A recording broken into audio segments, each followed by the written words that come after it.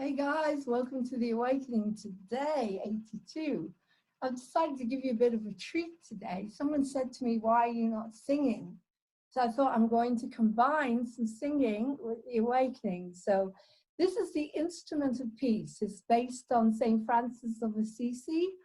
And I took the word God and I changed it to love, because God is, that's what I want.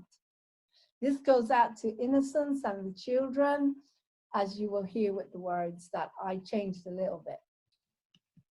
Okay, guys, Instrument of Peace, written by me, enjoy, based on St. Francis of Assisi, with some of the words adapted to today, for the kids, for innocence everywhere. Let's go. Instrument of Peace.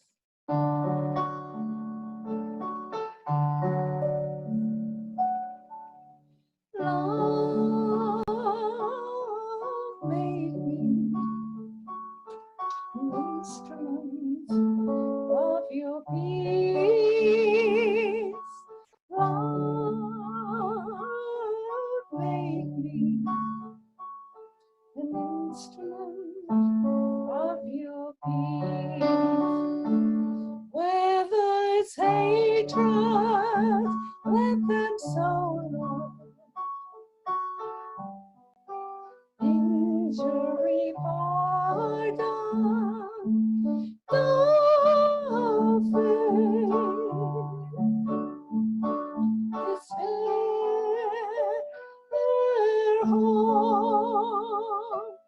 Where there's darkness, let there be light. There is sadness, joy, for every girl and boy.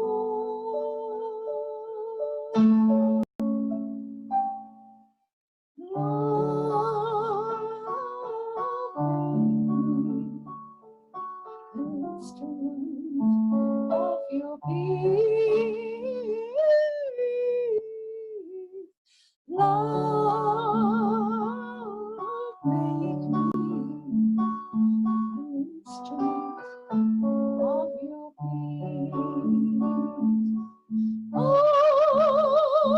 divine love, grant that I may not be so much to be consoled as to console, to be understood as to understand,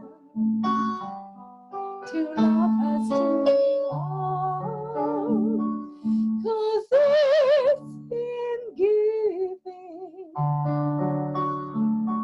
that we receive. Lord, make me an instrument of your peace.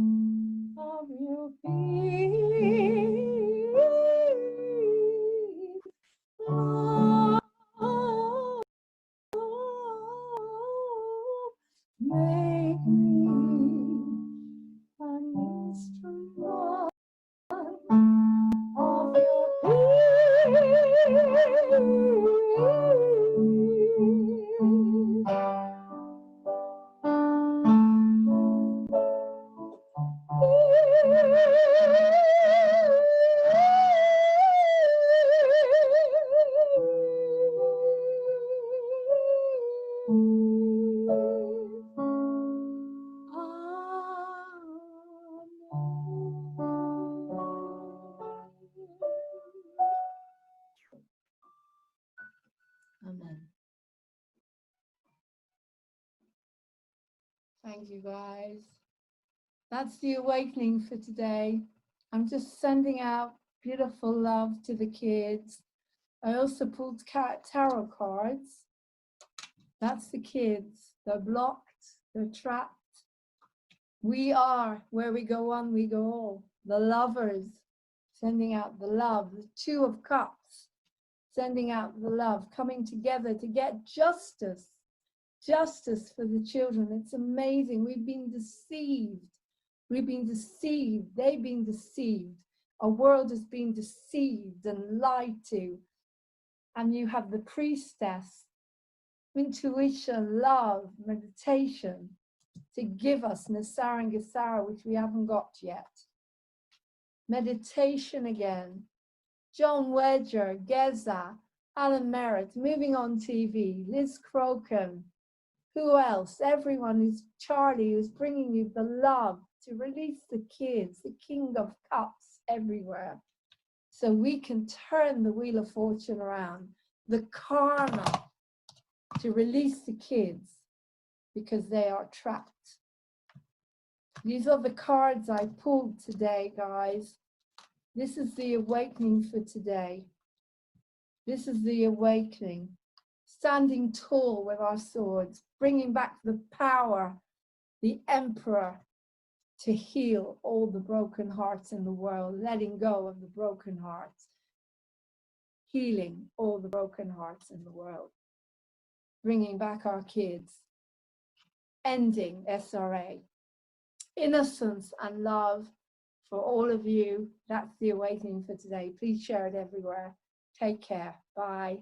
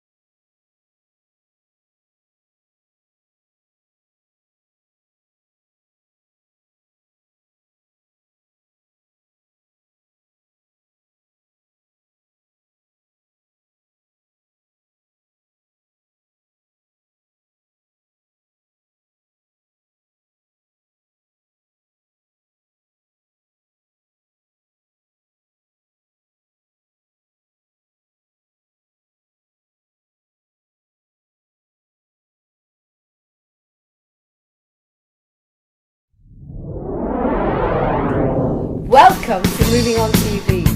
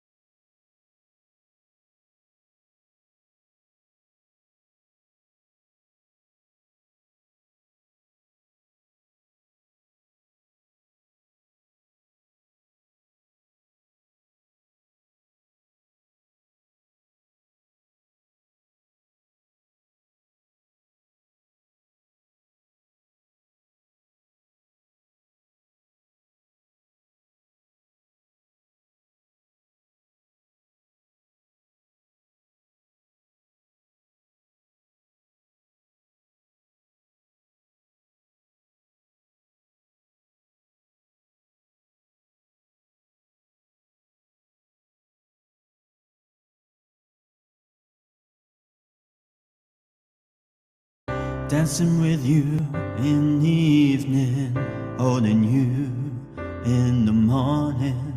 Haven't felt that way in such a long time. You look so pretty in the sunshine. I know that you're gone and you're not coming back. What am I gonna do? I wanna talk, but you're on a plane a million miles away, a million miles. I know it's a small world, but where am I gonna find another like you? I know it was just one night, but I'm never gonna find another like you. Drinking with you in the moonlight, lying with you by the poolside. I wish we could have stayed forever in that Italian paradise. I know that you're gone and you're not coming back. What am I gonna do? I wanna talk, but you're on a plane a million miles away, a million miles. I know it's a small world, but where am I gonna find another like you? I know if it's just one night, but I'm never gonna find another like you. And I knew from the moment I saw you, I'd be writing this song and dreaming of leaving everything to follow you. I know it's a small world, but where am I gonna find another like you? I know it was just one night, but I'm never gonna find another like you. I know it's a small world, but where am I gonna find another like you? I know it was just one night, but I'm never gonna find another like you.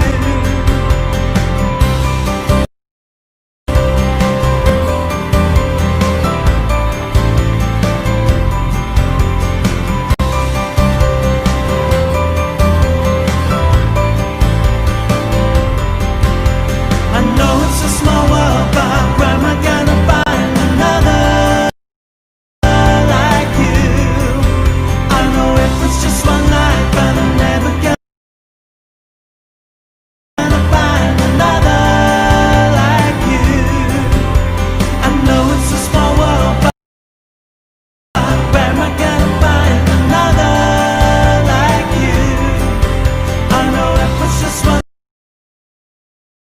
night, but I'm never gonna find another like you.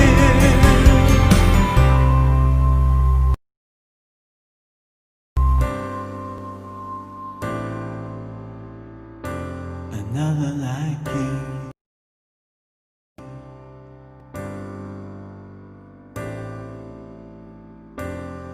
another like you.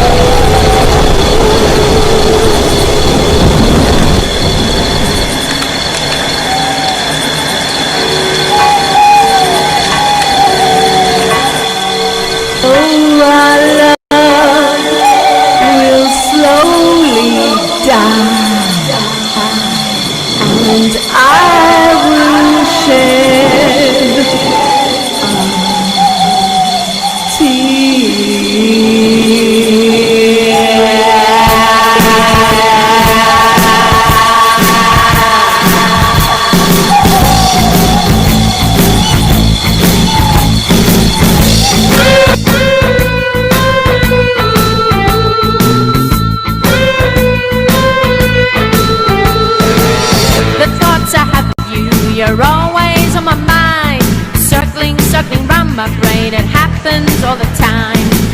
I close my eyes and a vision will appear. Wish that you were next to me, but you're no longer here. Wish we were together, not all alone. Wish we were together, not all alone.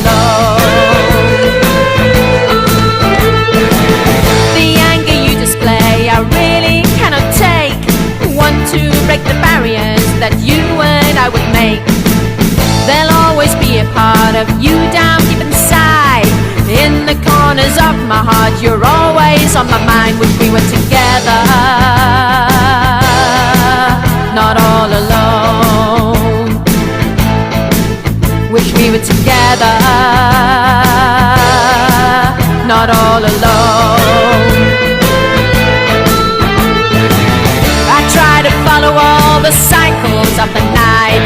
Up and down the feelings go, I know it is right. Reaching out to touch your love, but emptiness is here. Wish that you were here again. You'll always be there. You'll always be there. Always be there. You'll always be there.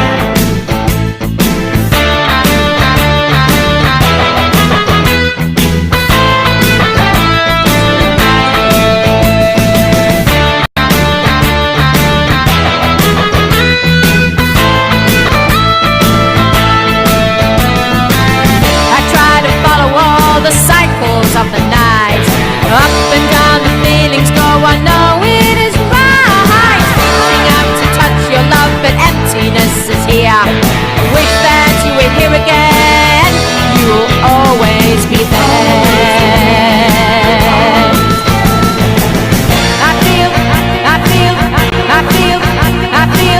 I feel the cold dark night go trembling through my skin.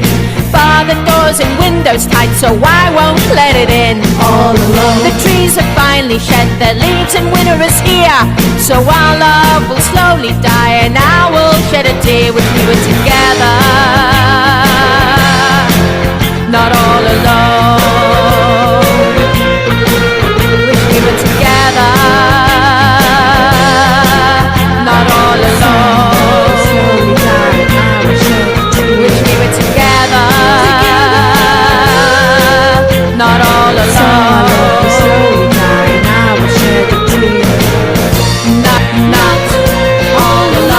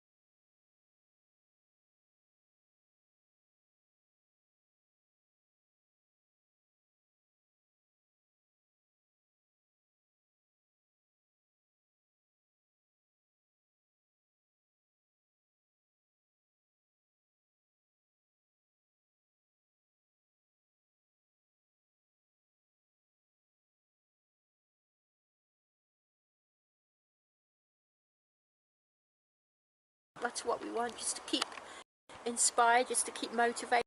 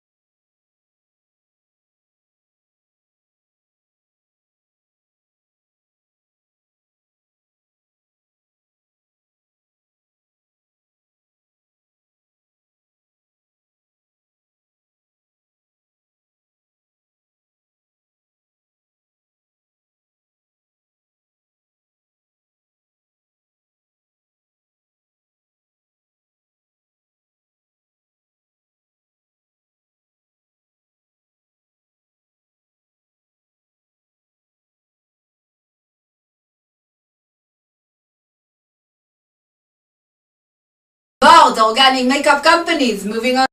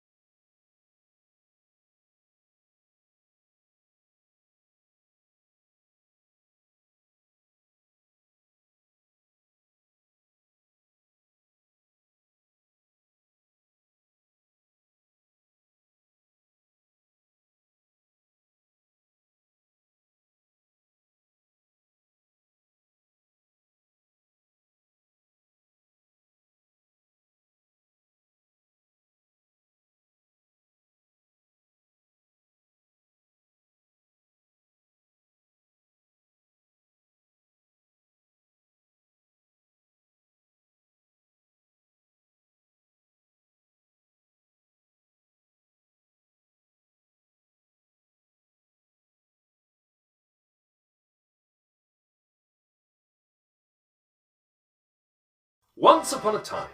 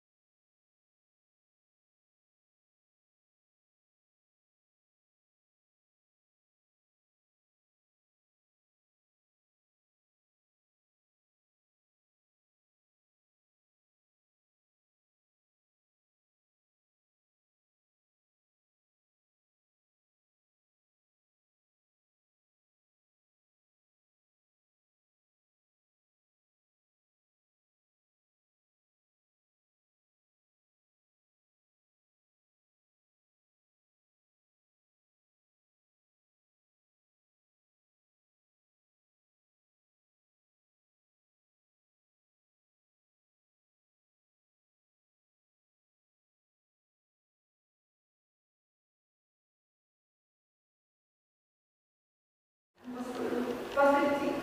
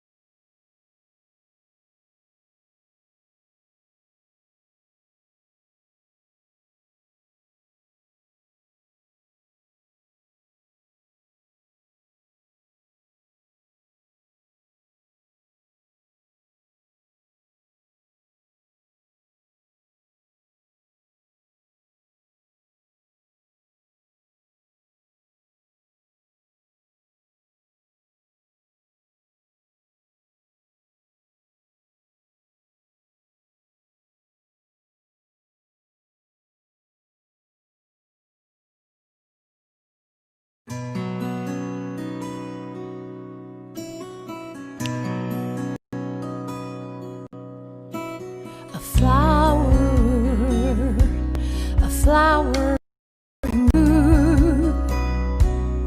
When she's around, she lights up the room. There we go. Okay. Hi, everybody. Welcome to Two Awake Blondes. I'm here with Lauren Hope Glory, and we're going to discuss her channel, Moving on TV, which and also her book and her theatre. Got a lot of projects on the go, Lauren. So where should we start? Should we start with we've got the book there in the background. Should we start with that? Could do, yeah. Yes.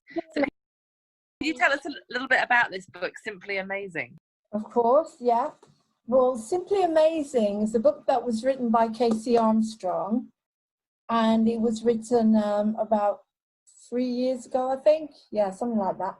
And I'm in it. My story is in it. I'm chapter 8. Artist and performer overcame her childhood abuse and borderline personality disorder to launch a creative conglomerate of businesses and speaking engagements and singing about mental health through dedication to the drug-free world within the therapeutic community. So that's basically what Casey, the story that has gone in there is the experience that I had in the therapeutic community that helped me recover more or less 100% from borderline personality disorder, and set me on my journey of moving on theatre, and then moving on TV in 2014, which I took back in the lockdown and haven't stopped since.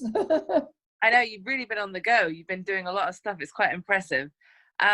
So could you just talk us through a little bit, like, what was it like before the therapeutic community and what was it like after, and the sort of transformation, the shift that happened? Okay. Right. So before the therapeutic community, there we go. Before the therapeutic community, I had a huge amount of issues. So my whole life I was broken. I was completely broken. I got to the point where I couldn't be with friends anymore because I was jealous of everybody. I got myself arrested for panic attack once, thrown in a cell because I was having a panic attack on the street, and they followed me, and because I wouldn't let them into the house, they ended up arresting me because I couldn't stop crying. I couldn't control my rage. I couldn't work. I couldn't run theatre because the minute I'd arrive, people would say, the ego has landed. And so I had a bad name that way. The ego has landed. And life wasn't really working at all. So I was kind of on my knees. I didn't know what to do. My mother had died, and my husband was working a lot. I couldn't sort myself out at all. And so I went to the doctor, and I said, at that point, I didn't know what to do anymore. So I thought, I'll go and see a doctor. And that was it. I got a diagnosis, and it helped me to move on to where I needed to go in some ways, but in other ways, it's also held me back. So, but yeah, that's how it was before the community. I couldn't have a conversation. People used to say that I would start on one subject and then I'd be 20 different subjects at the same time. So I couldn't focus. I couldn't explain myself properly. Mm-hmm. Absolutely no empathy. So I couldn't put myself in anybody's shoes ever. Mm-hmm. I wasn't capable of doing that in any way, shape or form. Yeah, so and this was basically the result of growing up in Israel in a war-torn, from being a child growing up in a war-torn environment. You had PTSD as well, right? Yes, I did.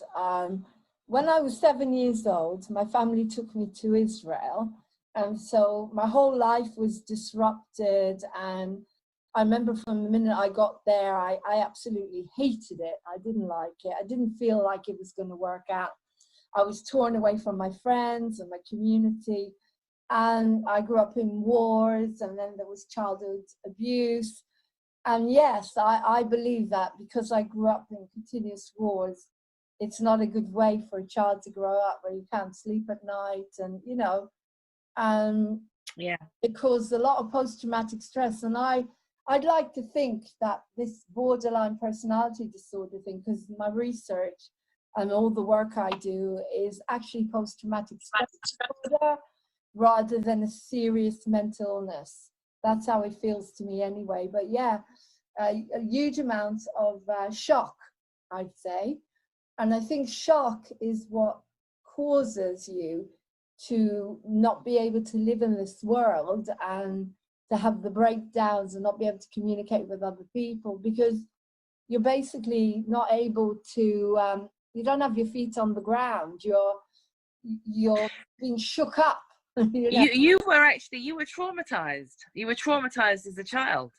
Yeah, I was traumatized as a child, and I carried that into my adulthood, and I numbed it all, and I didn't realize that I had numbed all the pain because I wasn't allowed to be myself.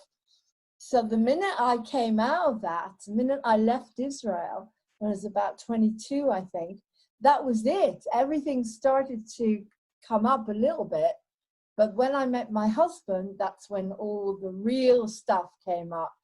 And I started training with Reiki, and I realized that I'd been abused. And only over the last few years have I realized how much I was numb, even up to the beginning of the lockdown. So, How numb I was. I'd actually been numbed down. I wasn't able to express anything that happened to me. And it all came up in the last 3 months, the beginning. and you mentioned that, for a long time, you used food to kind of like stuff down the emotions. And then was it around about age 32 that you had a breakthrough with that? Yes, yeah. I had a really interesting spiritual awakening. And that was when I met my husband. He's never known me to have an eating disorder. And I was doing some work like journaling and trying to figure out when I eat and when I want to eat and what's driving me to whatever this addiction was. And it just went away. Wow. Completely disappeared. And I did start acting. I picked up acting and went on the stage, and it could be that I swapped an addiction, but it was amazing because before my husband knew me, well, you've always had a talent. You've always had a talent for singing. Mm-hmm. So you had a natural performer inside of you. That's been a natural talent that you had since you were young, right? I played the accordion from the age of 6. Okay. Dublin, and my father used to put me in concerts. I played in concerts and things like that. And then when we went to Israel at the age of 13, I was discovered as one of the lead soloists of the children's Sadikov, which was the main national choir that used to go on TV and everything. And I got 3 solos. So I had a solo career with a massive choir singing behind me, Somewhere Over the Rainbow. Wow. And, If I Could by Simon and Garfunkel, and Hebrew song.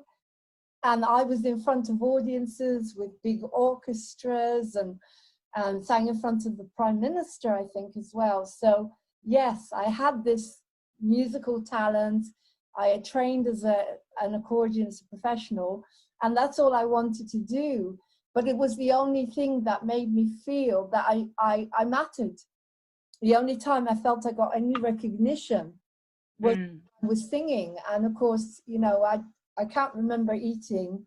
The disorder was around more or less the same time as I stopped. The choir stopped. It's very interesting when I look at when my eating disorder got very bad, was when the choir stopped because there was a war and we had to leave, and I think my parents didn't have the money to keep me there. And also a few things happened around the same time, and that's when the eating disorder became so bad around my when I got my periods, I think I remember telling you that in the Jewish religion, when you get your period, you get slapped across the face. Wow. My mother, yeah, she said, "Oh, you're a woman." Wow. Yeah. And so everything got worse after that. My Right. disorder, my loneliness, because I wasn't singing, I wasn't performing. And also, I think that, that there's, a lot of people grow up and I think, I know from my own, experience from hearing from other family members that this feeling of not being seen, I think that was quite common, and we've seen huge leaps happen within, sort of psychology and transformation and counseling and all this sort of thing, where, we recognize that people need to, children need to feel seen. And I think that, but unless their parents have been shown that, then often they don't really know how to do that for a child. And I think that there was we came out of like the Victorian era where children were seen and not heard. And what that meant is that, basically children were supposed to behave, whereas, we're only just moving now into some sort of emotional intelligence with children. Do you know what I mean? Yeah, I do totally. And I totally agree with you. I wasn't seen, I wasn't heard, I wasn't allowed to be heard because I was brought up, my father used to blame me, I used to get blamed for everything. And because my mother was such a difficult person, you weren't allowed to be yourself around her. And so I was completely numbed down and shut down. And to me, the recovery that I went through was all about validation. Validation was the most important thing. And in the therapeutic community, we had a bell, we had a validation bell. And people came in there, people that had never had any validation, all of us came in there together. And I used to ring the bell all the time. I sat on the floor. The first 6 months, I think I cried for about 6 months, just sat on the floor and cried and cried and cried and let everything out, maybe a little less than 6 months, and rang the bell every chance I got and took every moment of therapy. I was determined that I was going to sort this out. But I think the other thing which can happen to you, which happened to me, when you don't have validation, you become very narcissistic. So it's all about you and everything's about you. There's no empathy. And Casey said to me in the interview when I said I had no empathy, and he said, well, of course you didn't. Nobody gave you any empathy, so how could you have any? How could you learn it? And in the community, I was taught to put myself in other people's shoes occasionally to be able to understand what empathy is. And because at times they would say to me, I would just throw something out there and stir it up. Like the king's not wearing any clothes, a bit like I do now, moving on TV, but it's okay to do it now. But not then, because everyone was so vulnerable. And I had such power, the people used to just run out. They literally would run out crying because I'd throw something at them without realizing the damage I was causing. It wasn't the right to do it. And because I didn't know any better. I learned. So you can't. So I just wanted to say actually that, I went through a sort of a transformational journey. And what I learned on the journey is that when you bring things into awareness, it's kind of more along the Buddhist sort of framework.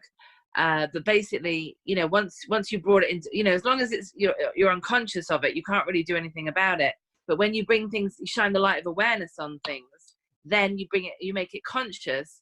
That's when you can do something about it. But a lot of the time, people are completely unaware.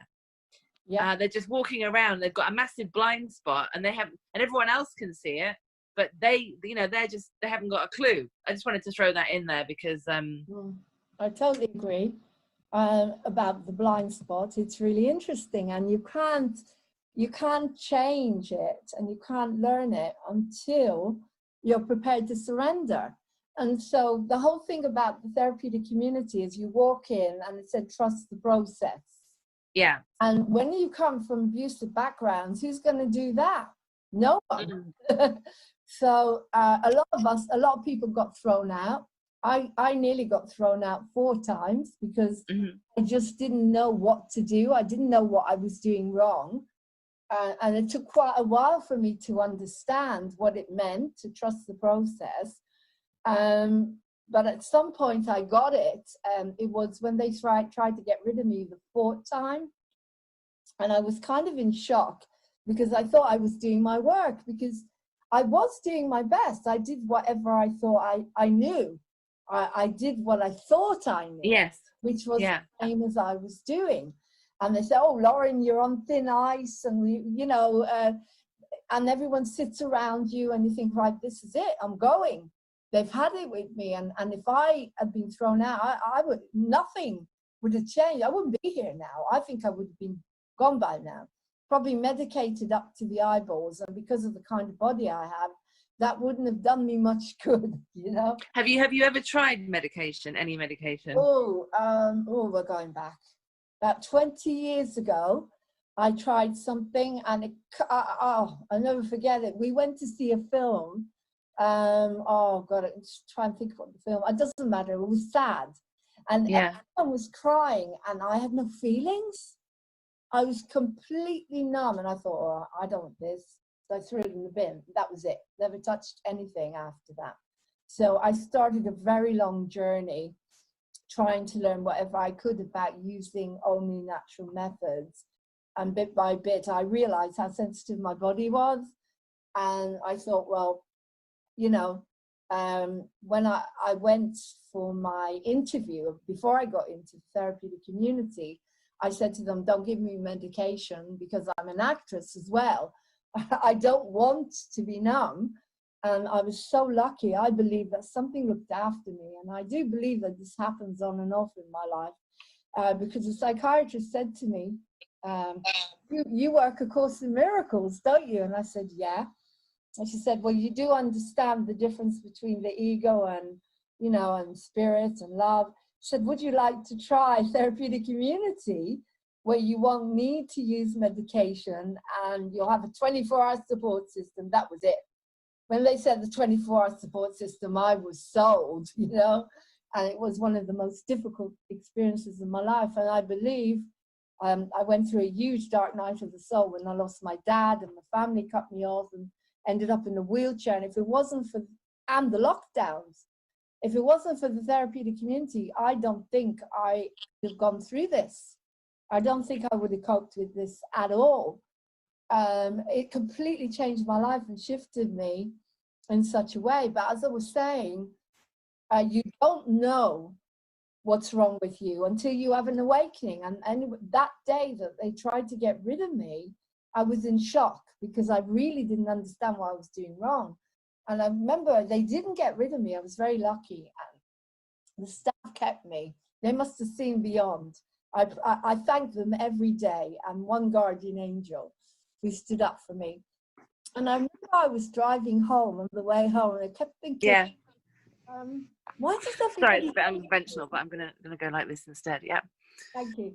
Why does everybody hate me? It was kind of like, why? And I couldn't figure it out, and it was like, what's wrong with me? Why are they trying to get rid of me? There must be something wrong with me. I'm doing something here, because I'm starting to realize, there's something here. Apart from the politics and the pack therapy, the pack mentality, I knew that there's something wrong here. So I remember going home that night, and I went to bed, and I had a massive night terror. And I grabbed hold of my husband and I said, don't let me go back. And that was it. I suddenly had a light bulb, and it reminded me that I had asked my father, my mother and my father, don't send me back to the dentist who's actually molesting me. Mm-hmm. I suddenly realized, well, it's not my fault. Mm. I didn't even know that I was carrying all this guilt inside me. And then the magic happened. It happened just the next day. I woke up the next day and I had no BPD. Mm. Completely in a piece. And yes, I've had times where I go back into it, because abuse is layers. Mm-hmm. You have to keep removing the layers, and there's been times when it's come back in different ways. particularly when I was in the wheelchair as well. You know, it was a really difficult time. And I mean, I know that BPD can be like, it can be sort of like little bits of all different, mental health disorders. But in a nutshell, if you had to try and sum it up, how would you describe what it is? What is BPD? Okay, well, I'll do it with a song I've written for Encounters. I think that's do it. Because and the way I'll explain it, how Vince, the character in Encounters, which is the musical I'm writing about the therapeutic community and mental health recovery, comes into it. He explains it. Okay, he comes back from the doctor, and the doctor says to him, okay, this is what's wrong with you. You've got borderline personality disorder or complex needs disorder, whichever way you want to look at it. And he said, well, what does that mean? And he says, the doctor says, well, you remember when you could go to Woolworths and you'd get your pick and mix? You'd have some Dolly mixtures, some, a bit of this, a little bit of this, a little bit of that. Oh, God, yeah. God, I remember that. So it's all gone. That's what BPD is. It's a complex needs disorder. So this is the song, okay? A little bit of agoraphobia, a little bit of OCD, a little bit of claustrophobia. That's BPD. A little or lot of depression, laced with it's all about me. Narcissism. Tourette's. Now what comes next? That's BPD. A little bit of autism, a little bit of AD or ADHD, a cup of paranoia. You looking at me? That's BPD. Now adding schizoid tendencies and make it all about me. Narcissism. A spoon of manic states gone on our plates with a monkey brain that I cannot train. That's BPD. It's all about me. Brilliant. CD. That's brilliant. And PTSD. BPD. But I mean, I really want to applaud you for being so open about this stuff, because I'm sure that by being talking about it, that's what we need to do, don't we? We need to just bring this into the open, right? Definitely. Since I walked away from the therapeutic community, all I've done is try to talk about the therapeutic community and recovery from borderline personality disorder. I created the book, I created the cards, How to Stay Sane in a Crazy World, which people are upside down. See, that's what I admire about, you guys, you're still quite able to be quite productive though, aren't you? Because I mean, I think with depression, the problem with depression is that, like, I've suffered from depression myself, and, you just can't really get your head above water to do much, Okay. But with I've noticed that you guys can actually be quite creative and quite productive, can't you? Okay, I need to, again, it's not bipolar. The thing is, with BPD, you have the traits of the extreme black and white traits. Like in the community, we had one woman, and they used to get the same cheese every time when we went shopping. And one day I said to her, can I have feta? And she just blew up. You can't have feta? How can you have feta? We've got to have this, exactly. And I thought, hold on a second. Okay, it's not bipolar, is something completely different. BPD has the traits of bipolar. Now, talking about depression, I suffer a lot from depression, but the depression I suffer from is usually when I feel grief, and it's usually brought on when I can't find anything to do that I love. And I have been in states like this. Remember, before I took over Moving on TV, I couldn't edit, so I had to teach myself, so I couldn't do very much. And there's been loads of times in my life when I haven't been able to perform because theatres were too expensive, or I just couldn't get my work out there in any way. And so my depression comes on when I'm stuck. But nowadays I know how to, I will go into meditation, and I'll always find something tiny. I also trained as a life coach to be able to do something very, very small. But believe me, I mean, after my father died and my family cut me off, I used to go to the positivity center and I just cried continuously. Paul at McDonald was saying that how much I've shifted in 3 years. He said, all you used to do is sit there crying and, oh my God, I miss my family. And that was it. My whole life was round in circles. I couldn't come out of it. I couldn't come out of it. The lockdown and all of the changes in the world have pushed me into such power. I really feel I've come into my power and everything. I'm just working continuously, but I'm not even thinking about the money and the consequences and how many likes or subscriptions. I've completely given that up because that can easily push me into the. Yeah, I mean, I think that's, I've got to applaud you for the fact that, you know, really you've got to put, I mean, for all of us, as long as we're stuck in this validation trap, you know, of social media where we're comparing ourselves and the likes, and I know that, you know, I found that very, you know, difficult myself. But if you can just like sort of push past that, that's the trick, isn't it? Because as long as we're stuck, and what I find is that I can kind of like pretend that I don't care, but I do care. So I always end up ends up pulling me down, you know? I've had to let go of that because it will stop me. I know if I keep watching and thinking, well, what I keep telling myself is I'm looking at mentors, people that it's taken a while for them to build their empire. So people like Ralph Smart, for example, he puts a video on every single day, and he's probably been doing it now for about 3 years, 2 to 3 years. I've been doing it for 30 days. And so, you know, difference. I started in 2014, but I was never consistent. And to me, the answer, I mean, don't get me wrong, when I've done a show and I've been consistent, I sold out Edinburgh. I sold out the Fringes. When I am consistent, I move mountains. But I always gave up in the end because I always, you know, there was something that stopped me. But now I've decided I'm, like Sifu Bogi said, put something on Instagram every single day, a few minutes. I do that. I leave it, I get on, I do something else, I do something else.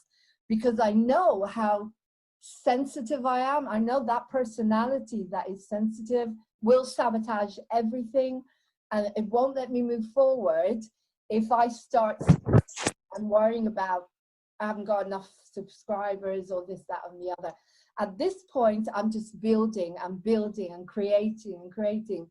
And I have to sit with it sometimes because the fear comes up and it's like, oh, you're not getting anywhere. But of course I'm getting somewhere because, again, someone said to me, if one person watches your program and they send you a message and say, you made me feel good today, isn't that enough? Yeah. Why shouldn't it be enough? I'm in a position at the moment where I got a lottery grant. I'm still waiting for the money. So I can survive, you know, financially a little bit and do my work. But I do believe that this will take off. I know every bone in my body that I believe it now, and it's taken to this new consciousness, this new awakening consciousness. Yes, I wanted to ask you about this awakening. Okay. Do you, I mean, I know that there's been times where you've been, you know, sort of quite bold and brave on social media and there's been a backlash. How do you sort of, you seem to just, it seems to be waters off a duck's back. It doesn't seem to really get to you. I won't let it get to me, Angie, because my whole family cut me off. As I say, when you go through something, when you lose your whole family, you lose and you're in a wheelchair, and you just, I just basically, the brilliant thing that came from that, I got a little bit angry. And I got a bit sad about it because I was doing very positive meditations on there as well. But I picked up moving on TV instead. So that's the silver lining. I hadn't done it for God knows. I don't remember the last time I did an interview on moving on TV. We're talking about years. So I picked it up again and I thought, right, this is it. I'm going for it now. I'm the truth media. I'm going to go out there and I'm going to do what I love. So you find the silver lining. And of course, I also had Hope Glory Productions, Hope Glory, which is my other Facebook. with not that many friends on it, because my other Facebook got about 4,000. But you know what? Trump is taking over social media, so all that's going to end, and we're all going to get our sites back, and it's extraordinary. But yeah, I'm not going to, I wouldn't let myself get into that. And one of the people that's given me, well, Martin, my husband, gives me loads of encouragement, but I'd say Paul MacDonald has given me a huge amount of courage and a huge amount of encouragement to go out there and to do this. I felt in a way that he was my teacher and mentor. Yeah. In some way, I felt like I wanted to do these things in order to be able to raise myself to the levels he goes sometimes. And it started off a little bit like that, like kind of pleasing him. But then, you know, once I took it back, it was like, it was all about getting on with it, getting on with my indigo, getting out there, doing what I love, and not worrying about anything except just every day getting up. And the other thing about it is structure. Like today, for example, is a good example. Structure is very, very important. And I think that's one of the reasons the therapeutic community works as well for people like me when I didn't have work and I didn't have kids and I didn't have structure. So you go there 3 days a week and you take care of the community. You have responsibilities. This is my work. So just my head is creative. So I just try to bring it back. So today was very interesting. I had an interview with someone called, I was going to have an interview with Jack Edward Kidd to talk about Nasara and Jasara and the new King of England and all this incredible stuff. And he couldn't do it. So I thought, okay, I've got to have a backup plan. So I got on Facebook and I found someone called Charlie Ward. And they had just been together doing, you know, I knew they were connected. And he did an interview with me. And I said, you know, you've got to have a backup plan. And if that hadn't happened, I've got so much stuff to edit anyway. So I'm trying to stay focused. So yeah, so after they cut me off Facebook, they cut me off for 50 days. I think I've got another 45 days to go. But then, as I say, things are changing. I'm not worried about it. I just thought, well, okay, what am I going to do? How am I going to get my message out? And then it was, you're going to take back Moving On TV. And that was it. I'm going to do a program called The Awakening every single day. And for 30 days, today is day 31, every single day, taking people from the dark into the light with the experiences I've had in life. And I've done it every single day. I've put it on. I mean, sometimes I've sat up till 5 a.m. in the morning to make sure that I can get it on YouTube every single day. And that's what keeps me sane, I think. Yeah, I mean, I think there's definitely something to be said for, you know, when you actually step into your true self-expression, your authentic self-expression, that it does something. It gives you, it kind of, it puts you in your power in a way when you're doing that. And it, you know, it gives you strength, right? Completely. I mean, some of the things I've done since I got cut off Facebook, cut off from doing Facebook Lives, was I started to study tarot seriously. And I got my qualification in a couple of weeks. I did it really fast because I'm an intuitive psychic anyway. And I thought, okay, let's do the tarot show. And I was like, this is my playground. Moving On TV is my playground. And not only that, writing, I've started to write the whole score for my musical. And I don't know where this all comes from. It's like when you're so tuned in, you're the muses and just starts to come through you. I mean, I could never arrange piano for a musical.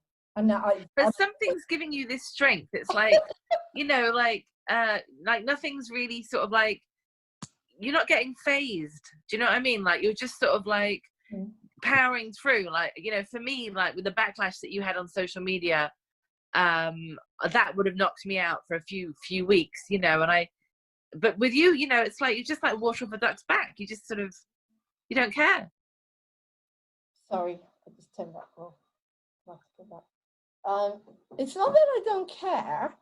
When it first happened, it pissed me off a lot because, as I say, I had 4,000 friends on there nearly, and I thought, I'm getting someone here. I was getting about 40 people joining in the meditations, and because people were very frightened in the beginning. There's a lot of fear, and I felt my job was to do the meditations and to help people stay calm. But as I said, somehow I just thought, well, what am I going to do? I'm not going to sit here doing nothing. And then the idea came in, and I thought, well, I'll do a program daily called The Awakening, and I'll write the music for it. And that was it. It all fell into place. Something just helped me there. And I think it's my creativity is what keeps me going, because it won't let me sink. Even when I was in the wheelchair, I did some programs. I taught myself how to edit, because that's when it was the time to think, I don't want anybody to feel like I do when they're in a wheelchair. I don't want people to be lonely. I was very, very lonely. A lot of my friends disappeared, which was interesting. And I taught myself how to edit while I was in the wheelchair. And that's how I found Casey and went in the book, because he said, oh, you didn't have a pity party. You got on with it. And that's why I want you in sympathy. So I think this comes from my dad. I think it comes from Dad. I think before Dad died, you know, when he was 92 years old, I went to Israel. My dad had an extraordinary life. He always fell on his feet. And I turned up, and he had recorded his life story and called it A Cat Has 9 Lives. And it was all on tapes. He was 92. And he said, there's the tapes. I want you to write my book. You know, that's how Dad was. I was his secretary, you know. That's how it used to be. And so I think a lot came from him, because if a man of 92 can go out there and realize their dreams, what's stopping me? And he never let life get to him. And also think about, he wouldn't take medicine. You know, he was very, very well until he fell. And since Dad has moved on, I believe that he's with me in spirit. And I believe that he gave me, and I went on the day my father died. He always said the show must go on. And I went on, and I got a 5-star review as Edith Piaf, and I got a standing ovation that night, because Dad was there. He was there with me. I feel it to a certain extent. I can't say for definite, but I do know that a lot of things happened, strange things after Dad died. But Dad taught me, you never give up. Both my mother and father. My mother was very stubborn in lots of ways. My grandmother had the life from hell. She lost her beautiful son. He was 20, and he bent down to tie shoelaces, and that was it. He was a scholar. He was a genius. And my mother, at 21, had to go and bring back his body from England to Ireland. And then my grandmother, they lost my grandfather 6 months later. And she still carried on. My grandmother carried on regardless. And then you go back to the Jews, you know, my ancestors that came from Russia. And, you know, they came with all of it being burnt out of their houses. I mean, there's all this strong genetics in me. And you never give up. You never give up. And that's why I changed my name when I came out of the therapeutic community to Hope, Lauren Hope, because hope, to me, without hope, you've got nothing. Hope is the first stage on the emotional balancing. Esther Hicks talks about the law of attraction. Depression, and then a tiny bit of hope, and then you can go into other things. And then I added on the name Glory, because Paul McDonald said to me one day, why don't you call yourself Lauren Glory? Because glory is getting everything. And I said, no, to me, without the hope, which is the stepping stone, you can't go into the glory.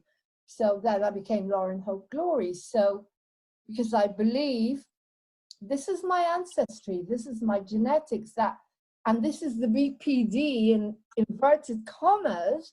If you have it and you use it in a positive way, you can have a wonderful, wonderful life.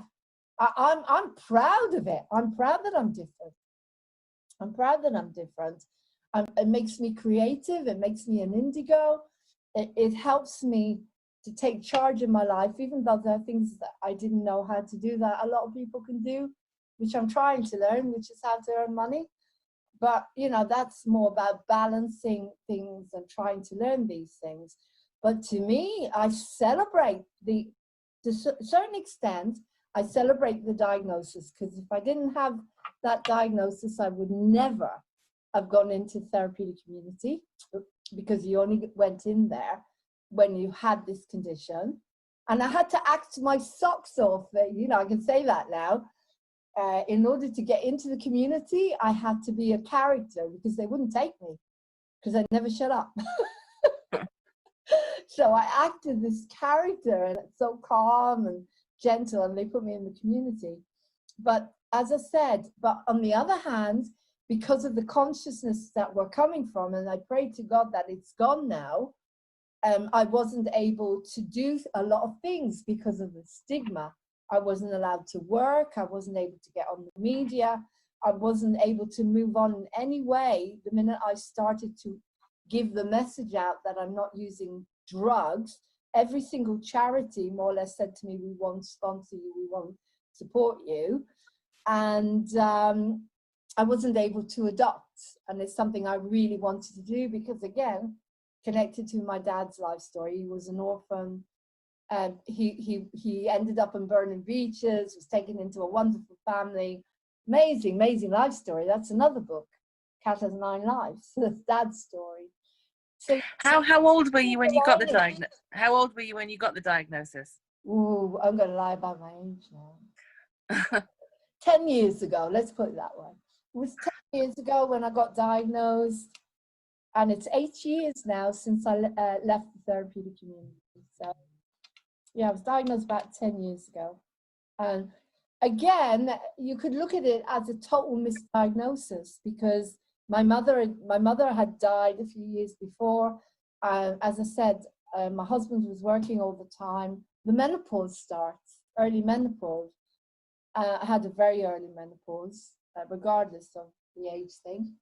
And as I say, to me, if it had been more holistic, if they had looked at it in a more holistic way, they would have given me probably minerals and changed my diet. And, you know, I did a lot of work on myself with that as well, to heal my symptoms in different ways, with gluten-free and dairy-free. But ideally, holistically, they would have taken care of it. But as I say, I'm grateful, because I don't think it would have been good for me now in lockdown. I've got all the time in the world to put into this passion of mine, media and writing encounters. And if I'd had kids or grandkids, then my life would have been completely split around all over the place. And so I'm starting to believe that something knows better. And I just need to trust that there is something there. Yeah. So coming from your psychic intuitive sort of point of view, how do you see the future now? Do you see a bright future for humanity? Okay, this is really fascinating, because I did an interview today with Charlie Ward, and he was talking about everything. Now, this is how I see it. I feel, yes, I think there's a beautiful new awakening happening, a new consciousness where masses of people are waking up. I do see it coming, but not yet. I think we've got work to do, and I think there is a lot of work to do. I think that because we're winning, the other part that isn't is fighting back, and they will fight back. And I think, but I personally think that after the elections, when Trump is in again, then we're going to start to see amazing results. And I'm starting to feel it, not just because I've been feeling it for a while, but because I've been watching people, particularly there's a lot on YouTube now about this Gesara thing, which I'm trying to figure out. One is English and one is American, where the Federal Reserve is gone and where bartering is going to come in, and people apparently are going to be, mortgages are going to disappear, taxes are going to become very small. So basically humanity are going to get their lives back, because we were cheated. We were cheated. in a So lot. what is it like on an individual basis? Is there anything people can do? Do they need to do their inner work? What is it that people, you know, what is it that an Okay. individual can do at the moment? Okay, well, I feel that there's a hell of a lot of work to do. It's not, you can't just, I don't believe just sitting there meditating is going to fix this. You've got to sign petitions, definitely. You've got to sign petitions. 5G is very dangerous. I know, and I feel it. I tell you why I feel it, because I've only got 4G on my phone, and I was so sick the other day, and I've had incidents like this. I couldn't, my head, I was dizzy. We had to turn everything off, because I held the phone for over an hour and I was so sick, and that's 4G. Now, I believe a 5G is very, very dangerous, and it's going to really lower people's immune systems. There's a lot of controversy going on around 5G, and I can't say too much because I don't know enough myself, but I do believe 100% that we can stop it. That people power, we have to sign petitions, we have to stand up for ourselves and say no. Now, at some point, it's all going to go, because as I say, the new world, and I'm not talking about the new world order, I'm talking about a beautiful, equal new world without that lot, is coming in, where 5G is not going to happen. But happening at the moment, because it's a good weapon to hurt us, to lower our immune systems even more, and to do things to us. It's just, you know, when you're fighting, I mean, of course, the miracle says, you know, the more you know, if you're defending yourself, you're going to be attacked, because the enemy, all they know how to do is to attack, to defend themselves.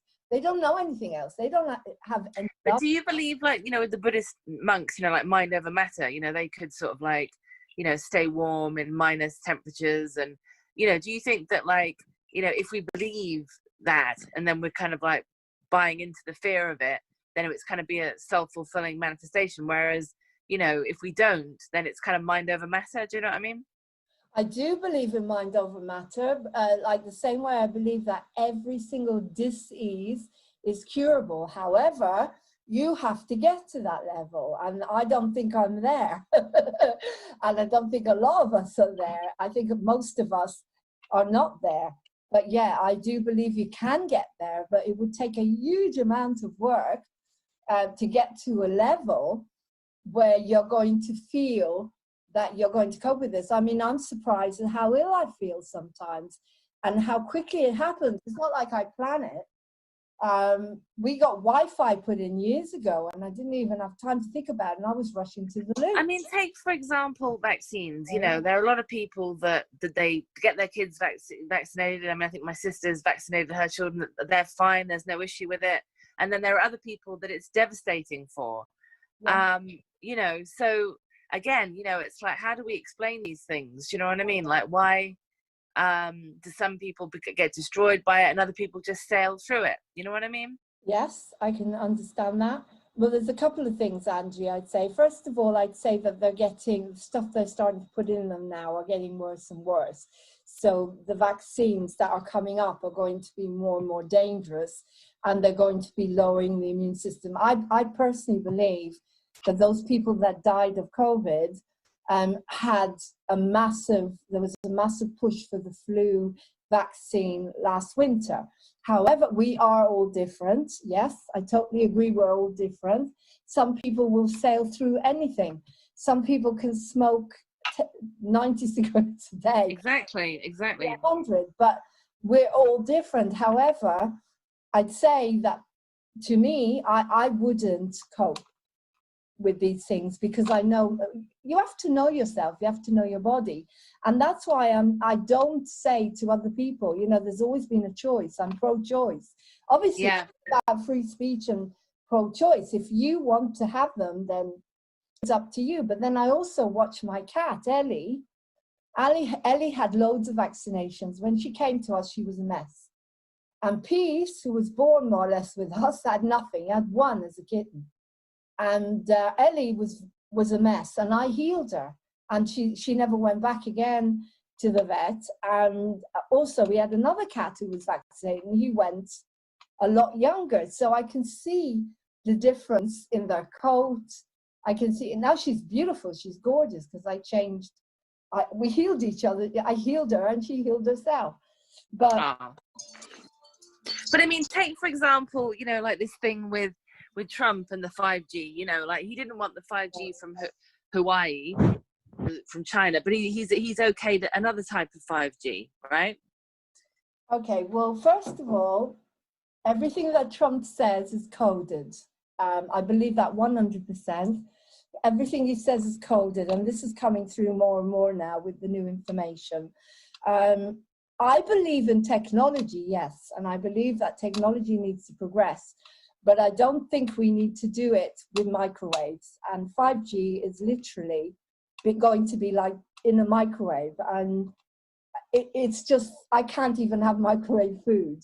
So to me, it's going to be very dangerous to people like me. I'd say that the more detoxified you are, the worse it will be, because your bodies are so clean. And unfortunately, those whose bodies, if you put a pill into me, like a Nurofen, my body goes into shock because I have nothing in there. It's so detoxified. But I think that Trump talks in codes a lot of the time. And I don't think he's agreeing to 5G at all. And the same way, but he has to get in. He has to get in, and he has to keep certain people happy in order to get in. And that's how I believe this is happening. It's all unfolding like a chess game. But, you know, I've got a lot of contact with people like Mark Steele, who is putting out there stuff that children are getting nosebleeds, birds are dying, and he's got photographs of around the area where birds are dying, and his whole campaign is about protecting us.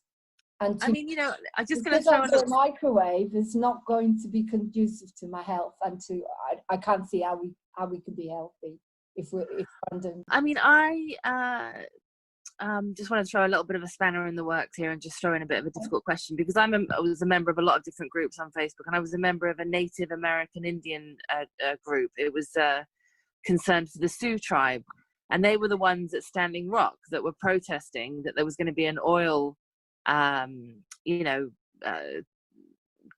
or whatever going through that area, and it was going to disrupt the water. You know, they were protesting, and they all got water gunned or something. This was right at the beginning of Trump's administration. And I remember when I was heavily involved in all the awakening online, I would go in and share stuff into that group, and they just didn't want to know. They just don't want to know anything about Trump. You know, they don't like the way they were treated. American Indians have been hit really hard by COVID. And, you know, a lot of them have died and stuff. And I just kind of like, there was this disparity between, you know, this kind of like awakening thing about, you know, sort of, you know, the QAnon and kind of like that we're moving into this great awakening. And then, you know, you'd expect that in a group like that, you know, maybe they'd sort of pick it up or whatever, but they were just really anti-Trump because of what he did at Standing Rock. I don't know. All I know is he picked up a lot of a mess. But I know that now whatever he's doing for the good of humanity. And I've had these discussions with so many people now that he could be from the future. He could be an alien for all we know. But I trust it. I trust it, and I trust Q. I can't really say anything about that because I don't know enough about that. But this is my opinion. And as I say, the beauty, what I want Moving on TV to be, and I'm glad you're asking me these questions because you have a right to, is for everyone to have free speech but not harm humanity or harm the environment. I mean, someone said to me the other day, how are you going to get rich? Are you going to take on the big globalist companies to sponsor you? I said, well, no way. I'd rather not make anything than have that lot on board. You see, people don't always get the consciousness that I'm trying to promote here. But yeah, everyone has a right. You see, this is why Facebook has no right to cut people off, like me, if I say Heil Hitler.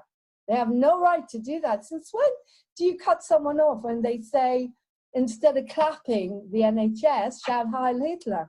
I'm entitled to my opinion.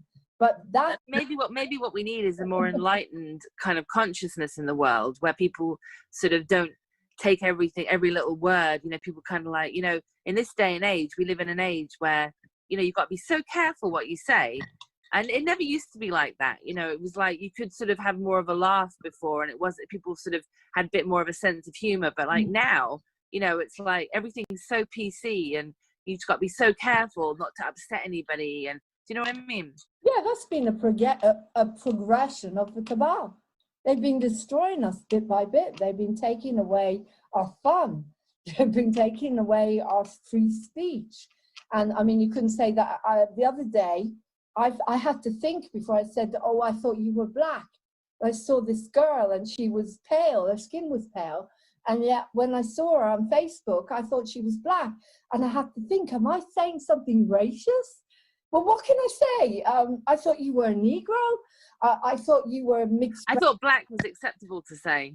Well, some people find it like Baba Black Sheep. Some people find that offensive. Yeah, yeah. If someone says to me, you're a Jew, okay, so what? It's just a word, you know, it doesn't, I mean, people had this message, which was really interesting, from a bunch of these people are called Lovers One, and I did a big interview with them.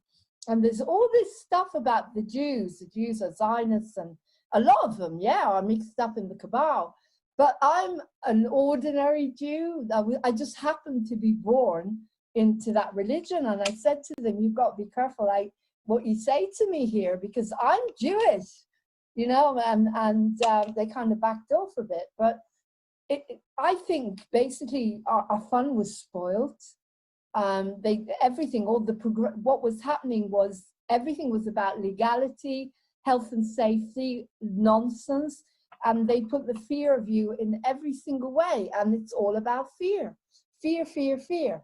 Fear of being sued, fear of the virus, fear of going out, fear of not wearing a mask, fear of it just progressed. The virus is fear, and fear is false emotion appearing real. And I did not have 1 ounce of fear when this virus came out. I called it Doris, remember?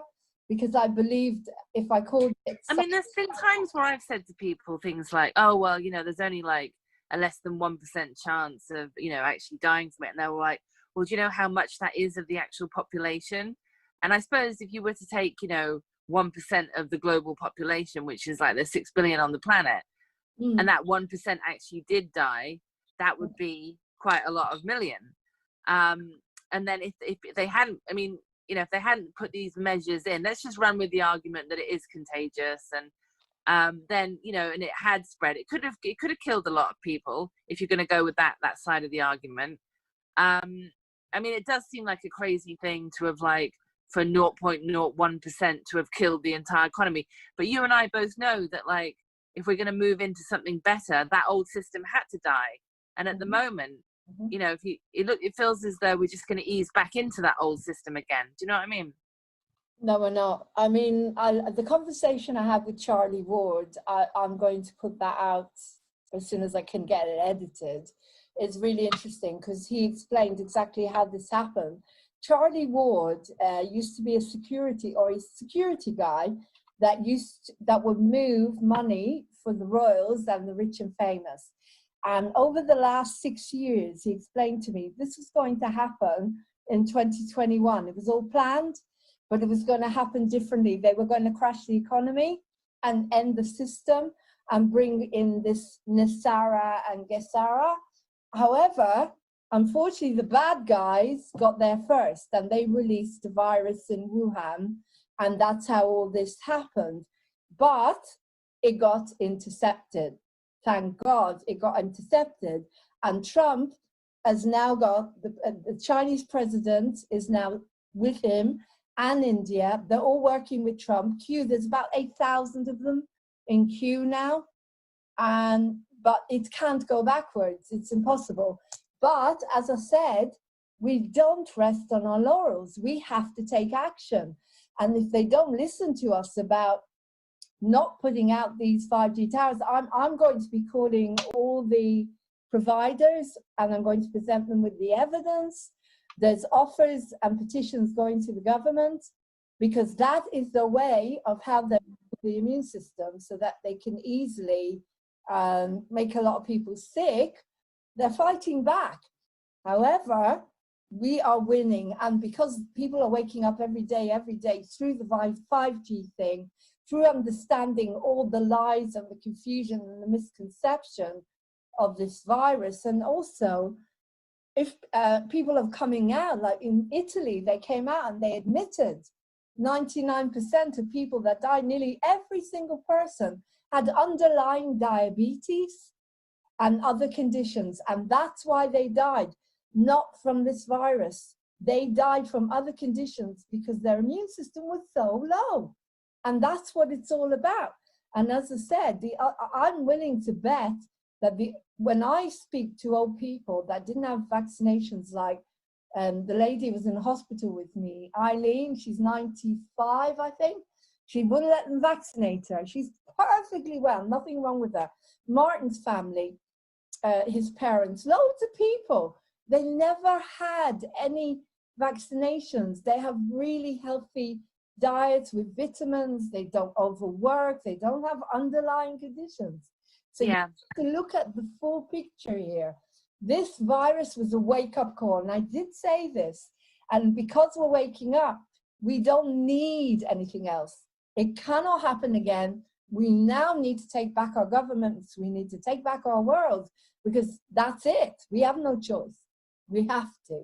And at some point, we were going to destroy the whole planet anyway. And so the planet has had time to breathe, and there's no way people can go back. There's been so many awakenings. I mean, citizen journalism has become huge now, like myself. And that's when, you know, interviewing Charlie Ward today, and I said to, you know, he's now a citizen, he's a citizen. Okay, but there still is a lot of contention over this 5G. I mean, I live with somebody who works with this kind of stuff, and basically he just says it's completely hyped, and that it's you know, as far as he's concerned, it's not dangerous. So, you know, it's very, very hard to really, you know, unless you're somebody that actually understands the full sort of process of how it works, to really, you know, come to some conclusion about that. But anyway, what I've learned about 5G over the years, it can't be good for us. We're not talking about one tower. It's a conglomerate. It's literally like little microwaves that are going to be beaming on top of us. And whoever this is, you're talking about your partner, they have to look at the scientific evidence, and they have to look at the 150 scientists and doctors that have proven how dangerous it is. And that's, you know, there's loads of evidence out there. And when there's that much evidence, but then, like I say, my gut is telling me, because as I say, if I can be affected by 4G as much as I am, then there's 5G, then there's 6, then there's 10. Where does this go? How much radiation? I mean, it's radiation. They give you radiation to burn you inside to kill cancer, which to me is completely wrong anyway. It doesn't work, and it's wrong. But that's what radiation is. 5G is radiation. And why would I want radiation? Would you? I don't want it. And okay, say we agree to have... It's a very, very low frequency. It's much, much lower than what they use in microwaves. It has to be within a very low spectrum. Huh? Say we agree, yeah, okay, but they need to do tests on it first. They need to test it first. And what we're asking is, we're asking the government to hold the rollout until they've tested it. And they need to test it first, because we have a right to ask for that. And I think everyone is the same as a mandatory vaccine. If people want to have 5G, then let them have it. But this is different. This is going to be, I mean, Mark Steele has put out there, don't let your kids go back to school, because while the schools were closed, and I'm interviewing him tomorrow, while the schools were closed, they've been putting up 5G around the schools, and he reckons the kids are they're going to kill them. And he is so adamant about this. Now, whether he's... That's creating a lot of fear, though, isn't it? Pardon? That's creating a lot of fear.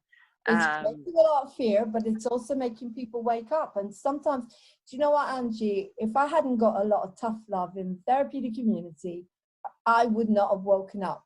My biggest awakenings happened because of tough love. And that's the truth. And I don't think we've got time. From everyone that I'm speaking to and interviewing, yes, there is a new future coming, but we're not able to lay on our laurels and do nothing. You sit there and meditate all day, it's not going to make it happen. We unite and we stand up and we say we do not consent. I do not want any more. I mean, they've been bombarding us with God knows what through geoengineering, lowering our immune system for so long now. And I know this is true. There's loads of evidence. And someone put something out the other day and she said, well, we haven't got a chance in hell. She said, I've already been bombarded by aluminium and mercury and continuously. Yeah, but how do these so-called elites protect themselves from all this stuff? Well, they have probably got adrenochrome, maybe that's what adrenochrome is. Maybe it gives them back this awful practice that they do. There must be a way, because they're not going to kill themselves, are they? But I mean, how do they protect themselves from 5G? I don't know. I don't know. I mean, again, that's something I'd have to think about and ask. Okay, all right. Well, anyway, listen. I think we need to wind it up. Start winding it up, because it's exciting because tomorrow I'm bringing on Mark Steele, and he's talking about. He goes very far, and he says that we can't have any metals in our body at all. He's coming out against colloidal silver. So again, he totally outrageous, huge amount of stuff. And then you've got people that colloidal silver is really good for you. We're living in a consciousness where there's a huge amount of confusion. You have to trust your gut. That's it. And there's some things that I know. There's some things that I trust that I've developed over years and years and years and years that my gut tells me literally, I can't eat that, or that's not good for me. Careful, Lauren, and because your intuition gets very strong. And the other day, I mean, when even Martin, my husband, was scared last week because I was so sick from the EMF and from the 4G. And we turned everything off and went into nature. I dosed up on vitamin C and some black seed oil and got loads of oxygen. And then we turned it back on again and I was okay. So to me, that's proof, Angie. That is proof that 4G for someone like me is already, it's not what, it's affecting me. I remember when I got my phone, I was burning up just from holding it. I mean, yeah. Anyway, as I say, I think it's an individual thing, but I have a lot of respect for the people that are setting up petitions. And I don't think we should put anything near us until it's tested. Since when did that change? When did that change?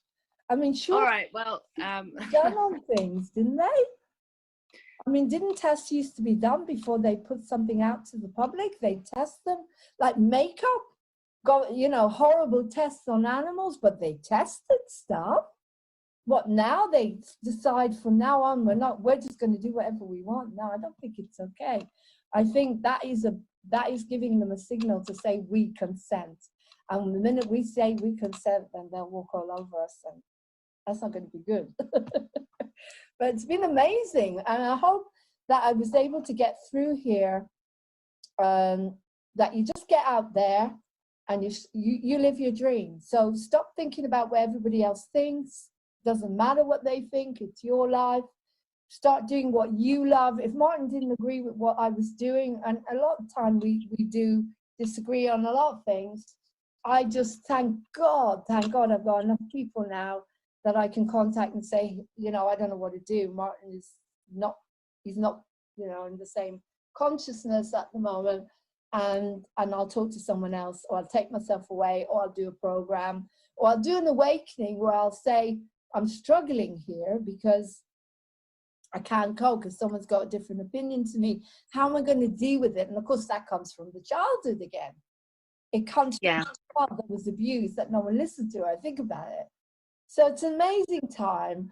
And I believe that if we really, really put all our energy, we're all goddesses, and we've all got this capacity to build the beautiful world that we want. And maybe that's a good way to end. Yes. Okay. So Yeah. thank you so much, Ange. Was good. You're welcome. You're welcome. Thank you. And yeah, look forward to seeing it. Thank you. All right. Okay.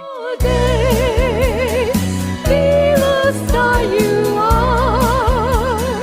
Be the star you are. Woo! This is your day now. Your day to be free. Go out and claim your life. This is the time to be. Go out and make your dreams. Set the world on fire. Hold your treasures to your heart. Smile, baby, smile.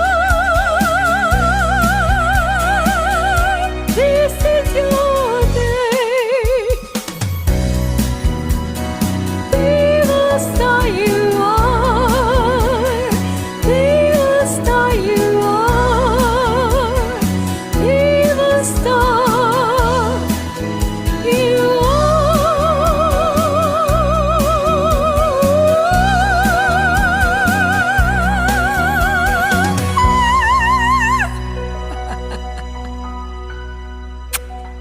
Thank you.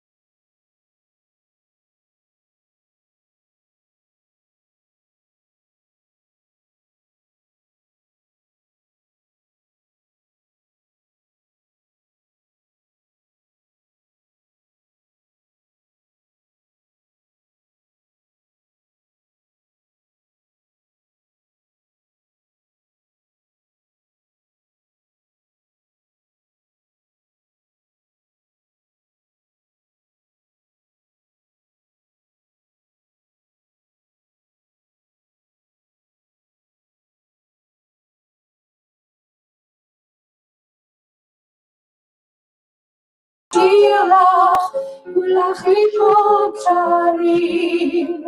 קטונתי מצלעייך ואחרון לשומרים. How long has that been muted? השפתיים עם נשיקת זהב, אם אשכחך עם ראשי אשר כולה זהב. ירושלים של זהב ושל נחושת שלו, הלא בכל שירייך אני כינור. ירושלים של זהב ושל נחושת שלו, הלא בכל שירייך אני